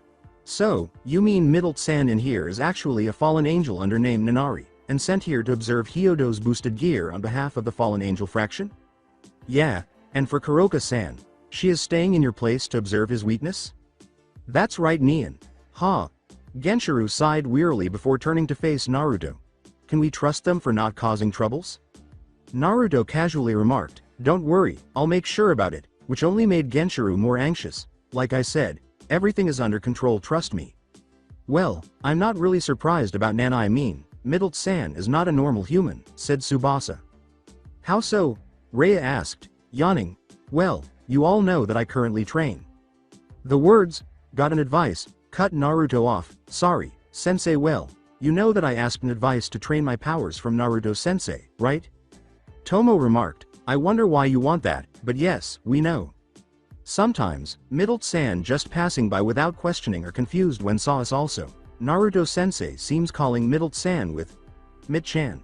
Instead Nanari. Tsubasa continued. Tomo pointed out, but that doesn't mean she is a supernatural being. It is not. I was convinced when I was overheard her asking Naruto-sensei about how to make her light spears denser. In response, Middle stiffened, and Naruto let out a long sigh. Hey, see? I told you to talk about that only at night, but you said? No one is going to hear us after all. Middle complained, embarrassed. Okay, I was wrong, but that doesn't explain why you reveal my identity to them. Naruto responded apathetically, I thought it would make easier for them when we watched Issei and the others. Genshiro interrupted, wait, what do you mean by watching Hyodo? Naruto cocked his head in perplexity. Didn't Sona told you that today Issei and the others from Occult Research Club will have their first rating game? No, she didn't. The blonde strikes a contemplative pose and says, well, that means you're lucky that I bring you all here. The janitor smirked and went on. The other student council members' faces are serious or dejected, as though they are contemplating something, rather than joyful or enthusiastic. Naruto is aware that they either believe the Sea-Tree heiress still does not believe in them or does not trust them. Throw that negative thoughts from your mind. You all are tired from what happened today, and your king just thought the best for you all. After hearing that, Genshiro and the others became a little more composed. Naruto nodded in admiration of his amazing persuasive abilities, but then an idea occurred to him. Well then, before we watch the show, he said with a rather recognizable Cheshire smile. How about a refresher? In another place, Sona and Tsubaki are walking to the student council room's direction. The two just gave Rias and her peerages a support for their first rating game. Kaichu, are they really gonna be okay? Questioned Tsubaki as she following her king one step from behind. Honestly, I don't know, said the short-haired woman calmly. Even if Rias has the Securite with her, the opponent has more experiences after all, continued Sona as the two already arrived in front of the student council room. Well, what we can do now, just monitoring them. With twisting the doorknob, they went into the room. Click only for, yay, Mina, arigato, thank you, everyone, trailed of Naruto as he saw Sona and Tsubaki standing with flat eyes on their face. What Sona and Tsubaki saw was the student council room, who usually has neat and tidy atmosphere with plain table, chairs, and shelves that has school's documents, now has exciting aura with 2 sofas, disco lights, a TV, snacks and drinks on the table instead. This comes from several members of student council who realize the situation in each member. They are clad in pajamas and either holding snacks, drinks, or even a tambourine. Click. Sona closed the door as she made thinking pose and pondering if she got the wrong room, before looked at the plate name at above her. Room of the student council. Sona felt a gloomy aura. Tsubaki's sweat dropped when she saw the gesture, feeling nervous for what kind of disaster they're gonna happen. Tsubaki, hi. Kaichu. This we are in front of the student council room, aren't we? Yes. It's not a karaoke room, right? No, it's not, Kaichu. I see. Click. Sona came in while holding a brick a little distance away. Middle and Kuroka are visible, along with the student, the president, and her vice president who entered. The two are currently walking to the room while carrying bags of foods and snacks on their hands. Looking at their face, the fallen angel looked not so happy with the pout on her face, very different with Kuroka who has big grin. Still sporting that adorable pout, Middle complained, that lazy baka Naruto, can't he use his clone or something to go shopping instead? Well, it's fine isn't it Nya? Middle let out a weary sigh. The fallen angel muttered, you can say that because we also bought your needs stupid D-cup bra. Middle's eyebrows twitched as she said, Nyahahaha, sorry about that Nya. The Catwoman's cheerful tone only made her anger worse. Kuroka asked, but I'm curious when you said, Using his clone, could he use Jujutsu too? Kuroka's eyes widened momentarily as he said, I don't know about that Jujutsu thingy. But yes, he could make a clone using chakra or whatever. And it's so annoying when he did that just for tease me. I can't tell where the real one because they are solid like the original, not an illusion like in some ninja movies. That must be hard, Kuroka musing aloud, but actually make a mental note for that a solid clone is rare after all. They had already reached the student council room when Middle sighed once more. You bet, now let's get in. So Middle and Kuroka heard a few before she could finish its strange items from the student council room, and strangely enough, it sounded like a mass murderer that was carrying out his duties in a first-rated film. Shouts, yells, blunt weapons colliding with flesh, and someone exclaiming, it's all Naruto's fault, so please don't kill Gebhu. Or, everyone, run away. Sona's beast mode Haguha. Although it is in there, the last two sounds over the top. Maybe we should wait until whatever happened in there is stopped nya, responded Kuroka. Yes, we should. Is something Middle wholeheartedly concurs with. A little while later, Sona calmly asked Kuroka, so, what are you doing in here?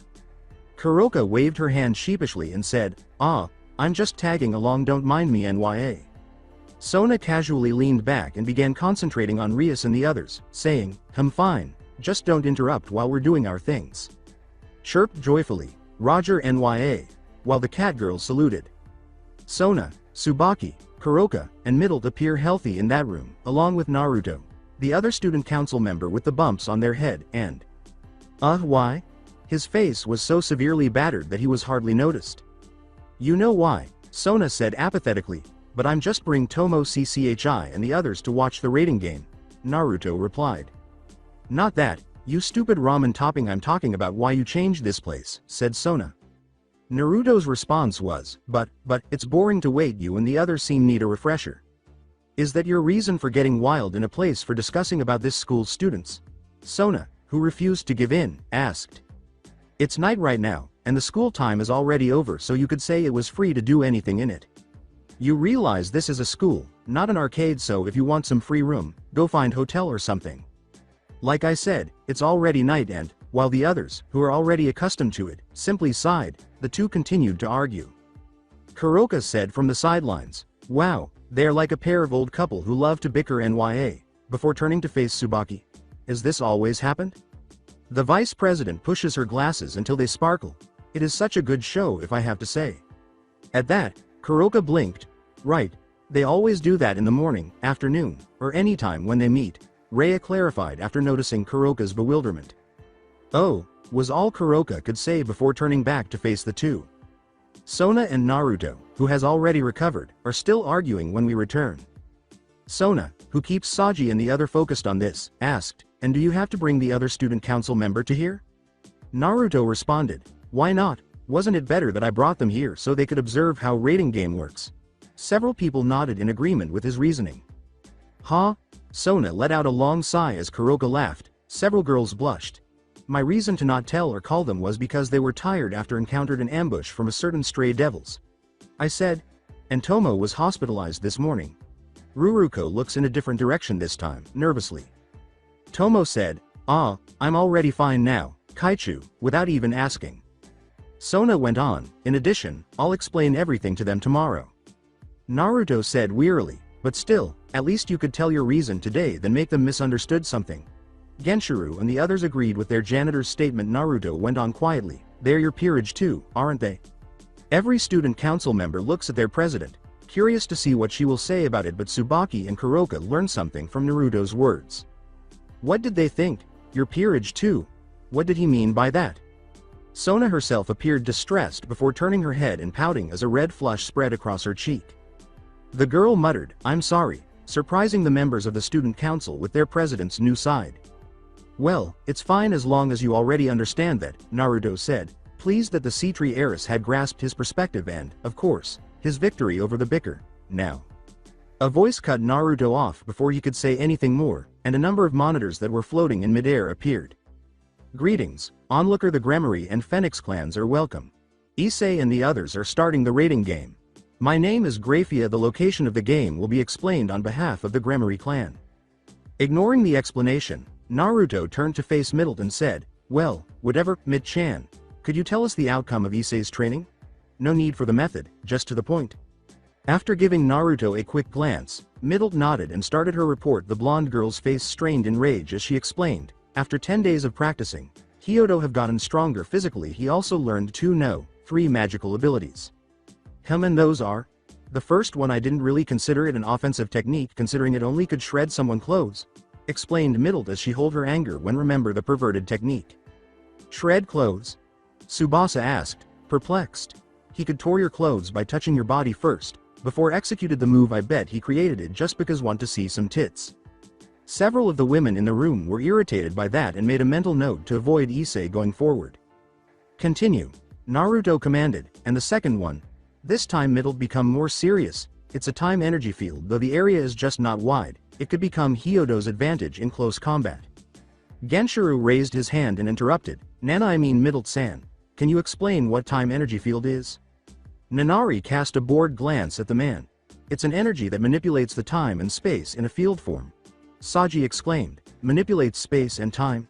Upon learning that such a thing existed indifferently, Naruto explained, well, for Issei case, just think as a field that make you look slow for Issei when you fighting in close combat with him. Do you understand now? The blonde secretary nodded in agreement. Naruto went on, and the third, Mid-chan? So that's it for today. I hope you guys enjoyed it. Don't forget to like, share and subscribe to the channel for more awesome stories like this. Thank you. See you all in my next video.